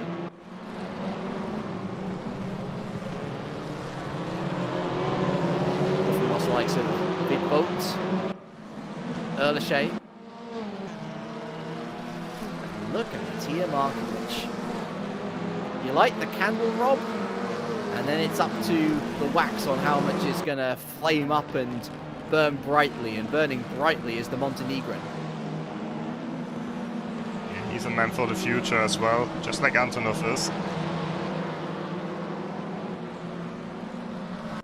First appearance in Server 1, but he's done plenty of races in Server 2 and 3. Oh my goodness, no way. Around the outside of turn 2, around the outside of turn 3. Oh, there's enough pace in that car ahead from Martin Barner to keep him in P11, I should say, for now. But a hugely impressive and mature drive from Matija Markovic. Is he going to send it into the chicane? Is he going to send it into the chicane? He's absolutely going to send it into the chicane. Oh, what a move. What a move, what a talent. Lovely stuff. Great stuff from Matija Markovic. Great stuff here from Gomez as well against Pinsash. Still defending. And Northern Lightning is going to be delighted by this. A bit of a reprieve from the Gomez assault that has very much hindered his progress for the last 3 laps or so. Remember when Leitner was right on the back of Florian Hasser? I sure do. Remember when Fiducci was keeping touch with Gergo Baldi? I sure do. 2.5 seconds now the gap. Yeah. Yeah, it all started when Hasse passed Fiducci, and I think since then Baldi is just in control of this race.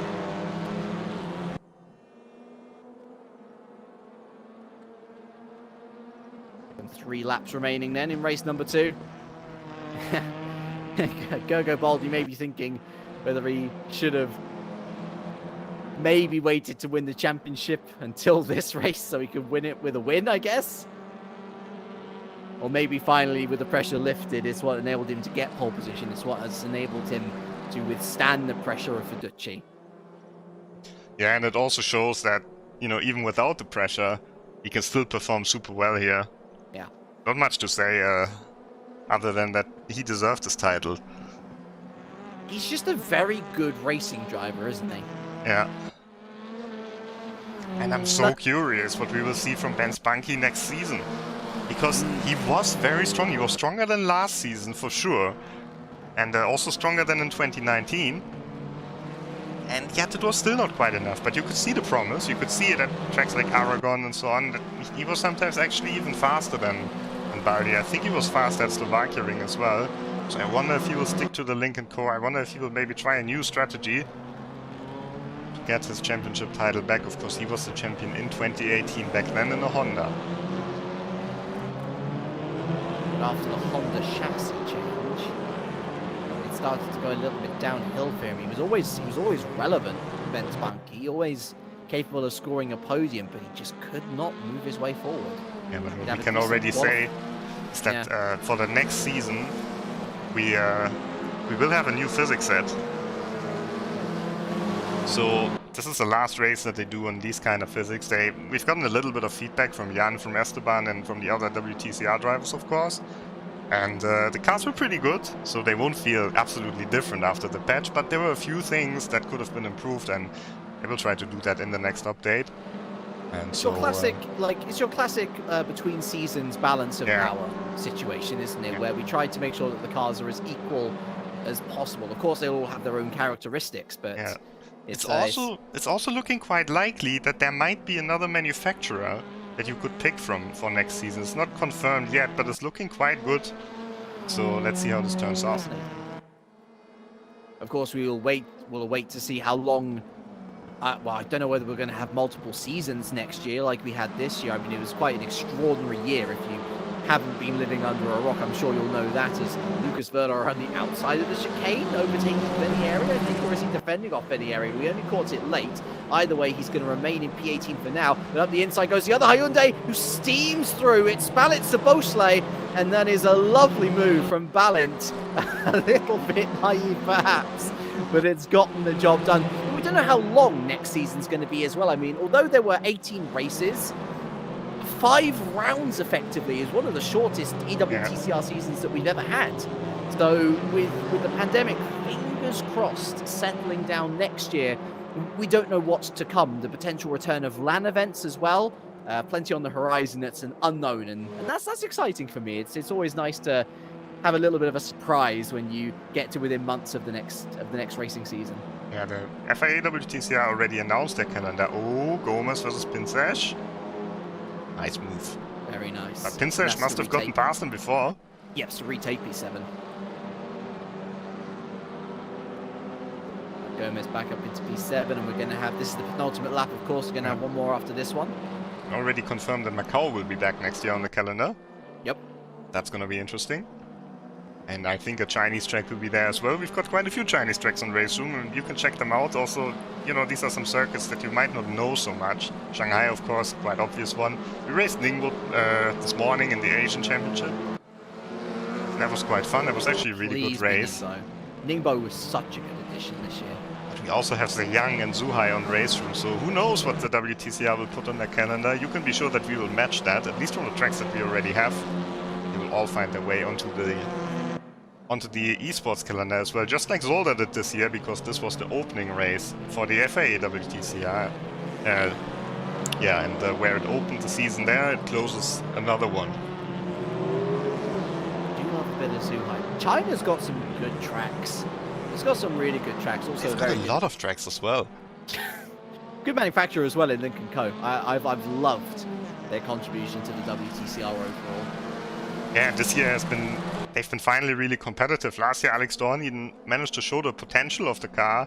He won a race at the Slovakia ring, but overall they weren't quite there on the esports yet, and now they win the series in the real FIA WTCR, and also on the esports. With this man here, with Bence Bánki, they came pretty base. Just please differentiate your liveries a little bit more, please. That's the they got the mirrors now, so I have. Bánki, of course, in the car with the blue mirrors there. Number 12, number 11 with yellow, that is Fiduci.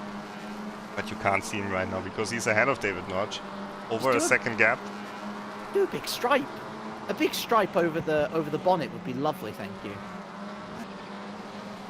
This timer hit 0 then. Confirmation of the final lap. I mean, we knew that already, didn't we? But it's all very much settled down a little bit. Very much like race number 1. After the early shuffles, yeah, there was some battles. Yeah, there were some overtakes, but a lot of the overtakes were undone as well within the space of the race. And that's really been the biggest benefactor for the man leading. That being our returning EWTCR champion. 3 in a row. That is such an impressive feat, and he is going to exit Zolder with another win to add to Team Mira's just ever-growing cabinet. It's Gergo Baldi with win number 18 of Team Mira's victories in the championship. Absolutely unbelievable numbers. Fiduci is going to be on the podium once again. This time he's got to settle for second. And Bence Bánki does outscore David Noj, so that third position could be crucial going into the final race of the season, race 3 at Zolder. Hassa, Leitner, Gomez, Pinsesh, Zupanek, and Leandro Wöhler round out the top 10. A cracking effort for Matija Markovic. I'm just confused. When did Bánki get past Notch? That must have happened at the line. What's the gap like? It's 1/10? A 10th, yeah. Yeah. Huh. Oh, wow.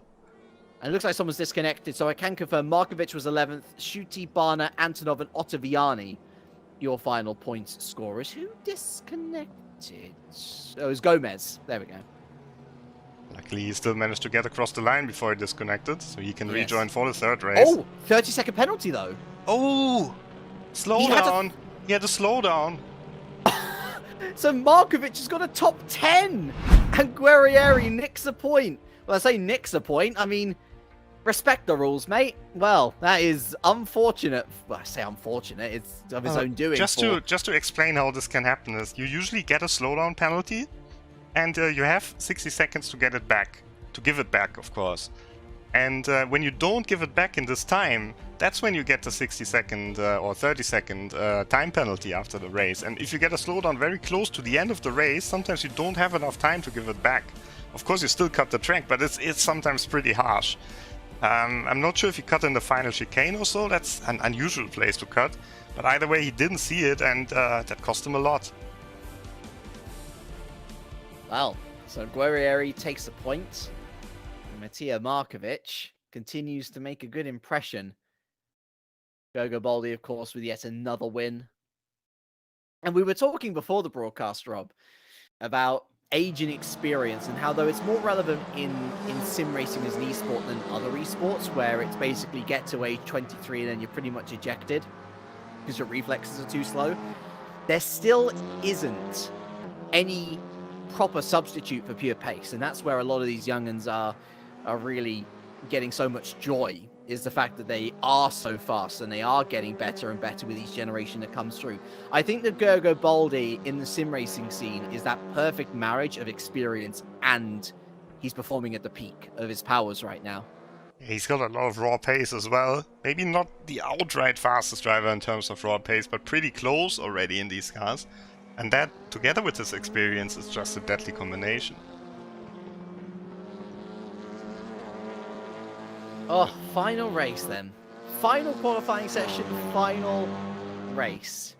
Crazy to think that this entire mini-season has taken place over 2 months, and that we've actually had 2 seasons before this in 2020. I guess what we all hope as a world is that we return to some form of normal next year, but for what it's worth, I think that this year has been such a celebration of what esports can bring to the world in general, Rob. And although we didn't have the fabulous LAN environment of Kuala Lumpur to look forward to this year, or any other LAN environment, to be fair, it goes to show that with the right organization, esports can step up to the plate to provide entertainment in so many different ways.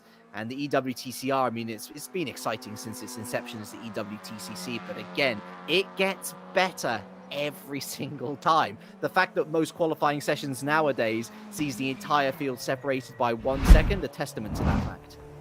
And here we've got the updated points as well. Gergo Baldi just extending his lead.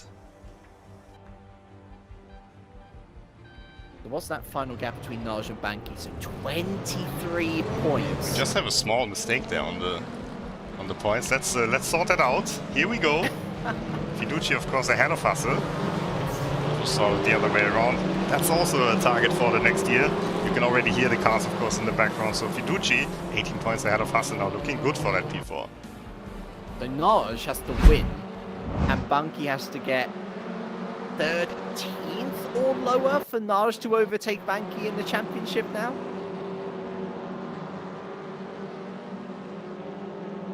Yeah. Actually, that's looking pretty unlikely. It'd have to be 14th or lower, wouldn't it? Because Bánki's got more wins, I want to say. Very briefly off the top of my head as we head into qualifying 3. Either way, basically, unlikely that there's going to be too much big change now when it comes to the top, to the sharp end of things in the table. Yeah, Bana and Shuti are just separated by 2 points. That could be quite interesting. Otherwise, it looks all more or less settled.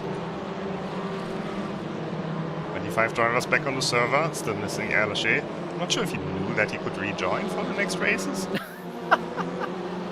Maybe he just wanted a quiet evening. But he was not uncompetitive. He was right up there, battling, passing people and so on. Yeah, he was fine. He was, taking part. Definitely on the pace.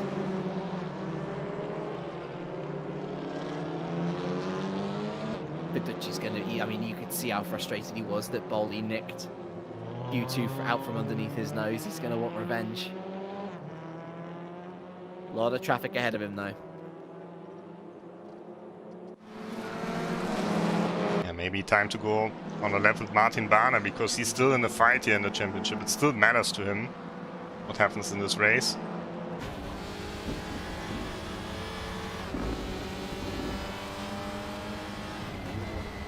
P8 in the championship, 8 points behind Antonov, 2 points ahead of Schutti. I remember when Martin Bahner was... And he's back to the pits. That was not how I envisioned this lap to go. Antonov without a draft this time. I remember when Martin Bahner was happy just to score points. I remember when he was winning Division 2 races, Rob. It's actually, it's so nice to see another story of progression. Yeah, he made a big jump this year. Yeah. I think the experience of Adam Pinsesh, who's also been racing since the first season of Esports WTCR, I think it really has helped him. And this team is looking pretty strong. I wonder who they will get into the AAA Esports team for the next year. I think Jesper Eriksson has been promoted to the team, so that's maybe another one we can watch out for in the future. Recently, a lot of drivers, of course, have gone the way to Ballas or to Absolute Motorsport. Virtual Drivers by TXtreme also has got quite a big lineup, and that's sort of the junior team to AAA esports these days. Remain interesting, of course. Bánki is also rumored to go to another team. Who knows? Antonov, 35.9. That's a good time. That's a time, considering the pole was the 35.8 last time out. It's competitive straight off the bat. Schutti, Zupanek, Leitner fall in. Has the P3. Where are the big hitters? Here's Gergo Baldi. It's on an outlap though. Yeah. Plisker at least sets a time. Bence Bánki only P5. Wow. Good effort from Shaboshlai. Less than 4 tenths away from pole. And look at Norbert Leitner, that's a purple first sector. Only one to be purple at the moment. Gomez now purple as well in the first sector. But yeah, that time from Antonov, it's very good, but it is beatable. We've seen 35.7 from Fiduci in the first quali. You're right, yes. Yeah. Unable to match that feat in Q2, of course. And the traffic was the main prohibitor of that particular feat. And time lost in Sector 2 for Norbert Leitner, but still on course potentially for a top 4 appearance. Yeah. Gomez is not purple anymore. Salo is purple in the first sector. Time being found there, but lost over the rest of the lap. Neat. Very tidy from Norbert Leitner. Very tidy indeed. Crosses the line, looks like he's going to go for another lap immediately. That's P4. Very nice effort. Let's check with Salo. Not too bad. Ah, it's 2 tenths off though. That's a woeful second sector in comparison. Maybe looking at the top 8. Maybe 8th is what we're looking at here for Rasmus Salo. Crosses the line, P7. So he actually gained a bit of time in that final sector. Yeah, decent run from him. We're still waiting for Notch, we're still waiting for Pinsesh, we're still waiting for Guerrieri, we're still waiting for Baldi, of course, as well. And we're probably waiting for a better time from Fiduci. Antonov is purple again. It's a big little sector for Matija Markovic. And actually, I mean, to think, Markovic's qualifyings today have been actually pretty average, which I think puts his race performances into an even better spotlight. The fact that he's been able to move his way through the order so cleanly, so nicely. If you can actually put together a good qualifying performance, who knows? Sky's the limit. And this one is not it. It's not it at all. Let's see Fiduci. I think we have to check it with Baldi because he's further ahead on this lap. 600's up. Is that Bence Bánki behind him? I imagine it would be. Yeah, it is. Graham Redaldi down by 1.5 tenths in Sector 2, but we know that Hyundai is weakest there. It will gain in Sector 3. But he doesn't have another lap. Let's see now. Bánki also on purple sectors. Fiduci has abandoned the lap, so Fiduci will stay P5 or worse. Wow. I think getting into the top 3 would be quite an achievement for Baldi from here. While Manuel Gomez only good enough for 11th. Kirill Antonov and his 1:35.9 still looking pretty good. Gergo Baldi crosses the line, and it's only good enough for P4, despite a personal best third sector, I should say. Juti is purple, but way off the road. Bánki stays P7. Wow, does not improve. That's an awful final sector. Bence Bánki. Oh, hello, he's only 1.5 tenths off. Bit deep there on exit. Bence Bánki, does he improve? He does not improve. Actually, no, he does. He does improve, but he doesn't improve his position. And Luciano Wittvogt, he got a purple first sector. Unfortunately, is his middle sector. That's about as bad as they came in that final attack from the drivers, and it's only P15 for him. Yeah, no time set for Notch, no time set for Pinsesh, and no time set for Guerrieri. And Antonov takes his first pole position, I think. With in the Esports Zoltan WTCR. Schutte on the front row with him. Wow. Yeah, well, we know that from Notch Life at these two. That's quite a surprise. Hasse in third. Maybe his last chance against Fiduci. Leitner, maybe his last chance to get into the top 10. No lap time from Guerrieri. It's nice to see that out of all 21 drivers, though, all separated by exactly a second. Yeah, always to the competitive millisecond. here. Always a competitive grid. Yeah, a lot of track invalidation errors then in Q3. That means that a lot of the big guns, including David Nagy, are going to be starting at the back. And that that's best case scenario for Bence Bánki, isn't it? Because the only way that Nagy was going to even think of overtaking him was if he won the race. There was no other option. Yeah, we're still waiting for the game to go into the race session, which has just happened now. So it will be a little bit longer here that we have to wait. Maybe a last moment to take a look at the point situation. You can have a look at what could potentially change. Hasse does have the potential to overtake Fiduci, but an 18-point swing basically means that Hasse has to podium and Fiduci has to have a nightmare. Zoltan Schutte could potentially jump Martin Barner, only 2 points between those two. It could be close. Here we can see Esteban Guerrieri. This nice setup, just waiting for the time to tick down. Everyone to join the grid, then get ready for the final race of the season. Yeah, it's finally here. Circuit Zolder hasn't exactly been the greatest for overtaking, but in terms of the closest of battles, in terms of the hallmarks, it has been quite the spectacle. And the final race begins now. It's another good start from pole position. And that particular driver is Kirill Antonov on this occasion, leading into turn 1 from Schutte and Hasse. Gergo Baldi remains P4 and actually under a lot of pressure from his compatriot, but not his stable mate in Norbert Leitner, driving for HM Engineering. Fiduci still P6. And a very similar situation to the previous two races, where there's not been a lot of shuffling. Very clean opening lap, as David Nagy is leading the pack of drivers who didn't set a time down there in P21. Rasmus Salo exchanging positions with Bence Bánki, currently rounding out the top 10 as things stands. And into the forest we go. It's just about gone as well as it could have done for Kirill Antonov. Lucas Werle already out, and someone also disconnected at the start. A little bit down in numbers here. I'm trying to figure out who that is, but in the meantime we of course follow the race, follow the action. There's plenty of action, especially in the midfield here, around Gomez, around Soboslai, who gets a big tap there. He's going to get back on the track, and he's trying to fight for position, but the rabble around him don't quite fancy letting him into their little club. So through goes, at the top of that one, so through goes Pliska, Wittvogt, Oh, big Alison crash! as well, and there's a massive crash. That's probably the biggest crash that we've seen all day long, and Ottaviani's the biggest loser. He spins out into the gravel trap. Oh, it looks like he's stuck there. What a shame. At the front of the field, Kirill Antonov has converted his pole position into the lead. And he leads from Schutte, Hasse, Baldi, Leitner, Fiduci, Bánki, Barner, Zupanek, and Salo. Now to see how much he can stretch his legs. I must say, very impressed with Leitner after a good qualifying. He's been slowly building up his pace over the course of the evening. Pretty sure the driver who disconnected is Leandro Verle. So both Verle twins are out of the race once again.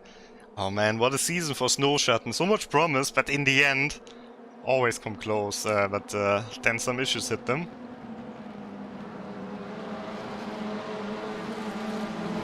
Brazil is out. Argentina still represented. Guerrieri 20th. We've lost another driver actually. I think that's Casper who's disconnected, unfortunately. I don't see him anywhere, so unfortunately one of the Alphas out as well. Zoltan Schutte, who has won before in the EWTCR, the win's a little harder to come by. And he's won 2 races, one time at Macau in 2019, and then in the Beat the WTCR drivers he won at Hungaroring. Does he have like when he looks back out of his seat? Does he, does he have another screen there that shows the rearview mirror? Or? That would be amazing immersion if it was the case. It would also be quite funny if he is going to keep up this 1 race win a season record. I mean, this is his last chance. Well, I don't know. I've got a good feeling about Antonov here. 3 wide potentially into turn 1. Mark Balashin here on the outside, overtaking Peter Pliska. And good to see Luciano Virpold battling for the points as well, but for how long? A little tap from behind. The Cooper driver stayed in how much longer? Feels like a ticking time bomb at the moment, with everyone swarming around his rearview mirror.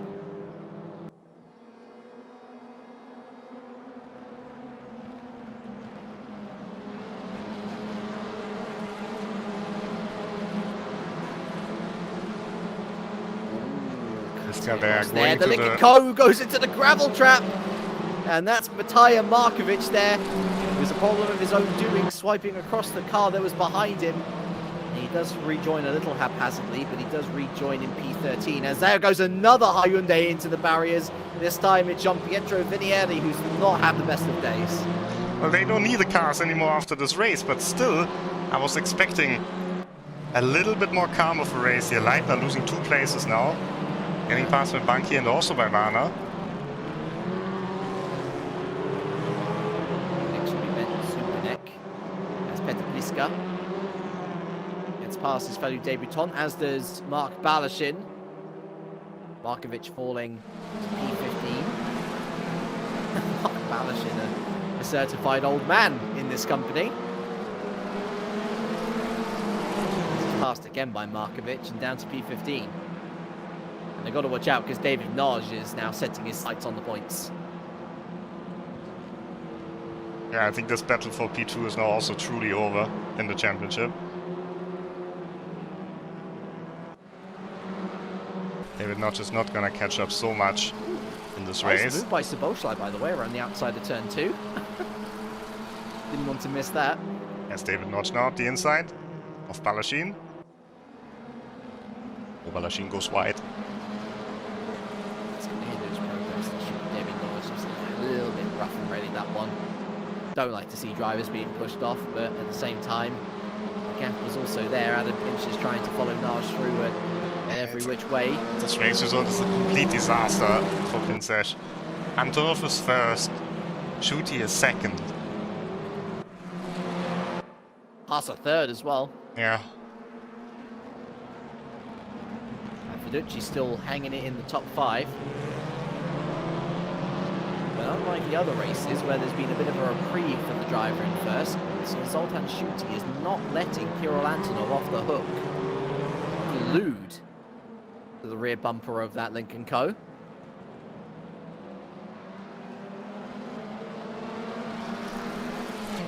But it does look like they're starting to drop Florian Hasser a little bit, and I wonder whether Zoltan's just biding his time to work together a little bit with Antonov to build the gap. Yeah, it's a smart move here to build the gap. But both of them haven't won a race this season. Antonov hasn't won a race in Esports WTCR at all. On a podium near the start of the season. And in terms of his results, it's been more consistently inside the top 10, hence why he's in the position that he's in. But that's a mistake on the edge of turn 4, and he's going to try and squeeze Zoltan Schutte to the outside of the Klein chicane. He brakes later, he goes in smoothly, and he holds on for now. Yeah, but I think this next corner is a much better opportunity for Schutte. You can tell Antonov happy to just plant it in the middle of the track.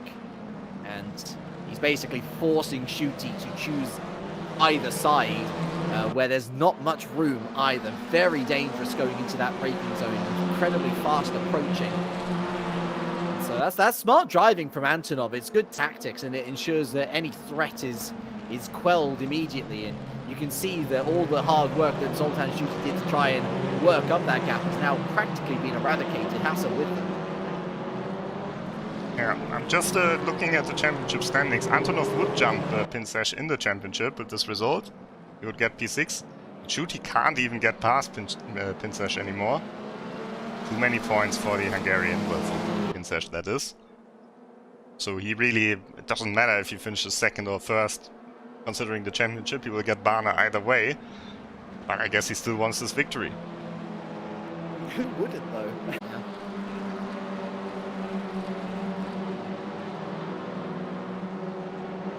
Speaking of Pinsesh, he's still with David Naj down there in P16 and 17, but they are knocking on the door of the points. And dropping back a bit is Esteban Guerrieri. It's not been his day, really, has it? No, I mean, he got into the points in the second race, but he didn't quite have the same pace here that he had at Slovakia Ring, and especially not the same pace he had last season. Could be that the Honda is comparatively a little bit less competitive this time. But still, we see where Hasse is, and I just think, you know, well, he had a whole season of FIA WTCR to focus on in between. That is a nice move, though. Yeah, pass a little by bit machine. clumsy. Yeah, I think that happens sometimes. When the other car turns in and you're a bit on the dive, then there's this sort of contact, and that sends them both wide in the end. But Guerrieri up to P18 now. There is a battle for the final point. Saboshai ahead of Naj and Pinsesh. Hungarian trio. And up ahead, Markovic hopes to scurry away further. Hopes of adding to his, well, 100% point scoring record as things stands in his very short EWTCR career. Robert Leitner trying to have a little look on Martin Bahn, and unfortunately that top 5 pace, none with coming at the moment, Rob. It seems like he's just settling nicely into the midfield.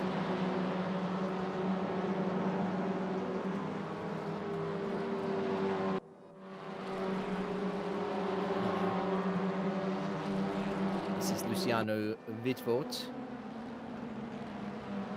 trying to pile some pressure onto Petr Pliska, whose race 2 was really mostly damaged by the fact that he didn't set a qualifying time.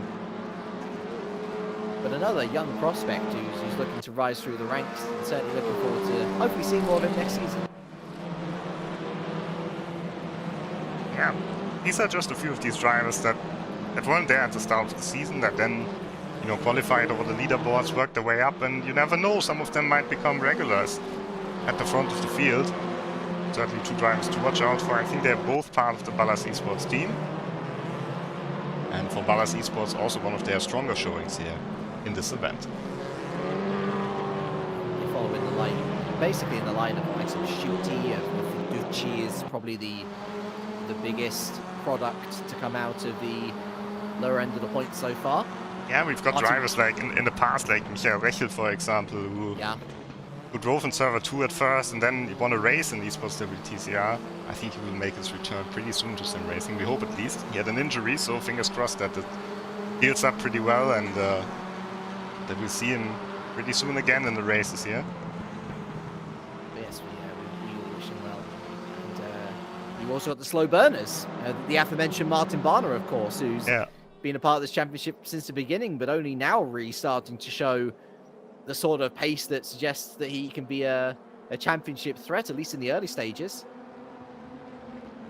Yeah, even Pinsesh, he's been a driver who's been in Server 2 back in 2018 for a few races. Now he's worked his way up, but you know, for some drivers it goes up, for other drivers it goes a little bit down. We've seen Julian Kunze struggling, for example, this season. We've seen Alex Dorn even struggling for a while and not even contesting this season. This season, yeah, Nandori was the big story. This season, I think Wisniewski was the big story. I'm not too sure. I think that we always have these high hopes for Nicodem, and unfortunately, he's just he feels like the B+ student that can't break into the A's at this point.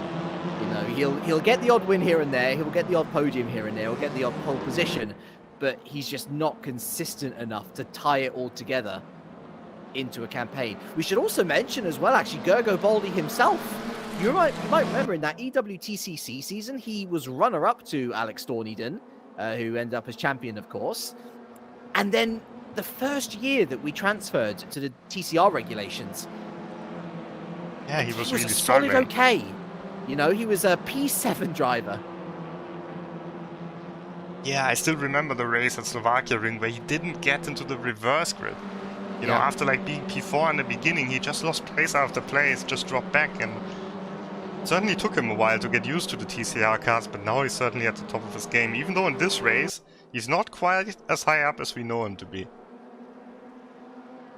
There are other drivers, of course, who have moved, I guess, to adjacent roles or moved up in roles. I mean, I can think of, oh my goodness, Baldi's old teammate, for example, Kevin Siggy Remenak, who's now working with the likes of McLaren and Team Redline. He's certainly moved on up in the world. But Gergo Baldi here, that little mistake through the client chicane could have cost him worse, honestly. It gave Gianmarco Finucci a little bit of a look. But that's excellent composure from Baldi to at least keep P4 for now.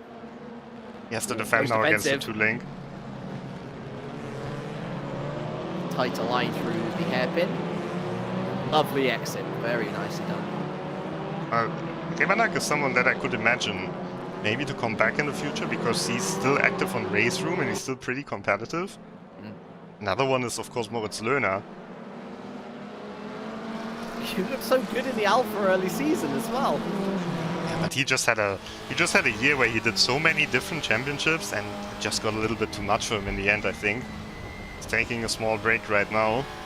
I saw that he was nominated for a Sim Racer of the Year award. I was kind of saddened not to see Robert Wiesenmüller amongst the list of names for commentator of the year, to be honest, Rob. They nominated Lewis, I think. They did. So Lewis, yes. If you find this award, make sure to give a vote to Lewis and of course also to RaceRoom as a good esports platform. We always hope to provide a little bit of action for you here. And in the last 10 minutes of the season, there could be some action coming up pretty soon because Zoltan Schuti, I think he wants this victory, and I think this was a massive mistake. Oh, you could hear the suspension crack a little bit there though as well from Schuti, both of them making a mistake in the chicane. Is he gonna send it down to the second chicane? Again, Antonov just sticks it straight down the middle behind. There goes the other one. It's Finucci, and he's going to punish Gergo Baldi this time. Potentially another weak exit from the Hyundai. Pushed out onto almost the grass, if not a little lip of the tyre sticking onto the apex. Hard, but fair from Gianmarco Finucci. That was really quite tough. Oh, I think Baldi got a touch there from Bánki behind him. David Notch, meanwhile, retired from the race. Yeah. He won't get any points. That confirms that Bánki will have second place in the championship. Yeah, it was, it's just a very nice game that Kirill Antonov is playing right now. It really does seem like that section is where Zoltan Schuti has his best opportunity.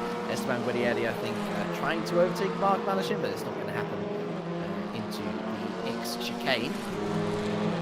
Yeah, Schuti's just not willing to commit at such a fast part of the circuit going into a braking zone. And rightly so as well. That Lincoln Co is a wide machine. So if you want a moving roadblock, then that one probably the best one to go for. Yeah, Hasse was closing in for a moment, but now Schuti is gaining again. And Bánki, is he going to make a move on Gergo Baldi? I think it would be good just for the psychological side coming into the next season. Bánki a lot more careful here than Gergo Baldi. I think he will get passed by Barna indeed. Not quite. Not willing to launch it either. Better part of 8 minutes now left of the EWTCR official 2020 season. Our third season of the year, effectively, after the exclusive real-life Drivers' Championship, the pre-season for the WTCR, effectively, and of course, the meshing of the two, the hashtag Beat the Pros season.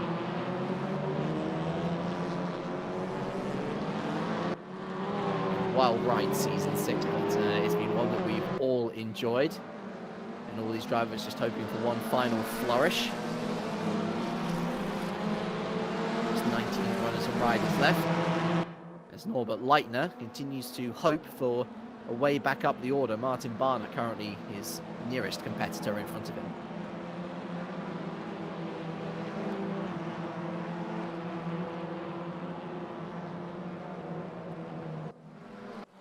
Seven minutes to go, and Antonov hasn't lost his lead ever in this race. It could be his first Esports WTCR victory. Previous race winners behind him, though. Zoltan Schutte, really, I think I'm looking to him as the next one to break through with a consistent campaign. And behind him, you've got sort of ex-Mr. Consistency. In Florian Hasse, there was a time where he'd always hit the podium but never hit the win. Yeah, he really hit the win. He really truly mastered the race 2 strategy as well. Yeah. Back when we had a reverse grid. Now this season we didn't have a reverse grid, and for Hasse, you had to rely a bit more on his pace. The pace is certainly there. We've seen it plenty of times. I think this weekend, once again, he's clearly the fastest Honda driver here on the grid. And to be in P3, that's not bad, but it's not quite good enough either to get these wins. Just one win this season. I'm not sure if he'll be happy with it, and will be P5 at the end of the championship because Fiduci is overtaking him in this round here at Zolder. He was with Euronics, moved to Edge Esports, moved back to Euronics, Florian Hasse. And is effectively their lead driver now, whereas once upon a time now would have been Julian Kunze. Yeah, a bit of a transition period for Euronics Gaming, but I think there are a couple of other drivers in that team who might come up in the future seasons. Thinking about someone like Marko Pejic, Tim Jarschel, of course, still part of the team. But Leon Otoki, who qualified for a final recently on RaceRoom, so still plenty of talent in that team. Good end to the season for Rasmus Salo here. Would be well deserving of a top 10, actually pressing Bent Zupanek for P9.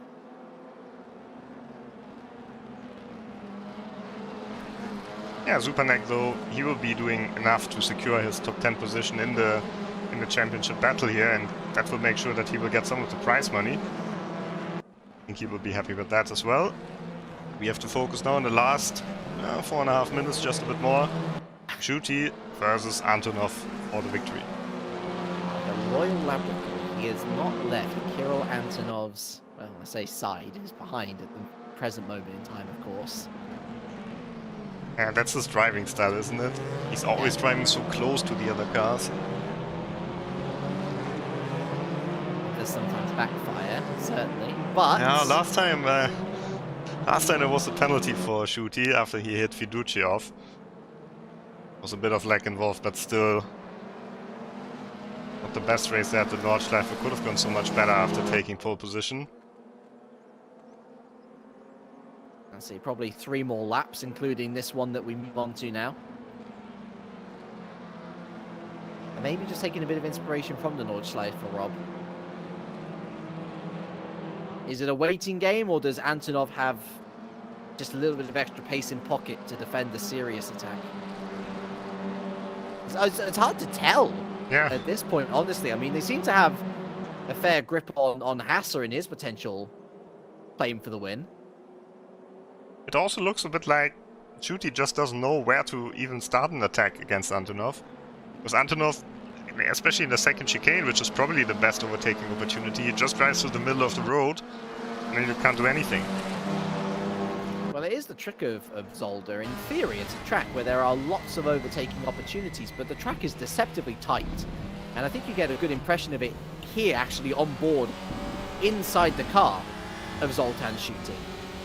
It's a little bit of a Brands Hatch circuit, this one, and this being my local track, of course, I'll know it better than others, but you know, you see these opportunities, these hairpins, these, you know, nice moments where you think you can go side by side with someone, and then you'll have someone like Antonov just plant his car in the middle of the track, and there is enough room, 7 times out of 10 maybe, to fit your car through there, but the risk that you run is so high, because if you dip that tire onto the grass, you're going to be tail spinning, even in a front-wheel drive car, and in Zoltan Schutti's position, he's going to throw away an almost certain podium if he doesn't try the move anyway. 2 laps to go. And I think when you're so close to it, you just want the victory, especially if it's the final race of the season. There's no next race that you can look forward to and you say, oh, I'm gonna do it next time. No, no chance, at least not this year.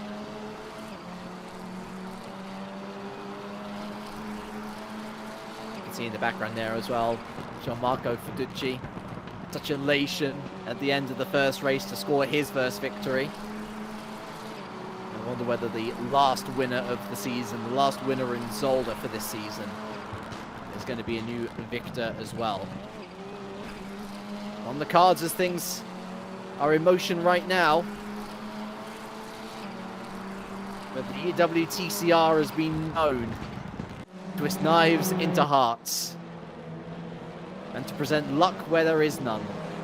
Martin Barner around the outside of Bence Bánki. Not going to happen. Good to see the two, well, I say the two ex-champions, the current champion and the 2018 ex-champion, battling it out mano a mano.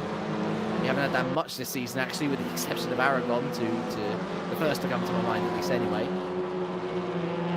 And more point-scoring finishes for some of the new folks. Yeah. Rob, the likes of Pliska, Vidvold, Markovic, Soboslai, all in the point-scoring positions as we speak.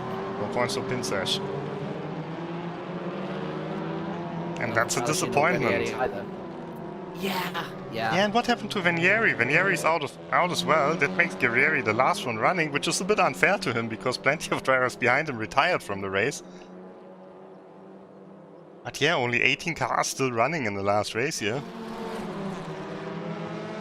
At least he's got company in the form of Mark. the proverbial brake fan to the train that is the EWTCR. Mark Balashin, he always qualifies for the top split. Unfortunately, rarely ever scores points, but it's always worth saying that even getting into the top split in the first there place, goes Esteban's chances. It's a huge testament to his abilities, and it looks like he'll be able to stave off the challenge from real-life WTCR race winner Esteban Guerrieri for now. Bence Bánki, is he really not gonna try it against Gergo Baldi? I'm a bit surprised. Last chance will be the hairpin. He's not going to launch it here either. And Martin Barner forced to stay behind as well. Oh, Guerrieri has gone past Balashin. Yes, I guess Balashin might have had a spin. Or a slowdown. Looks like a slowdown, given that he's still in one piece. Final hairpin now? Yeah, It doesn't look like it's gonna happen. Doesn't look like it's gonna happen at the front either.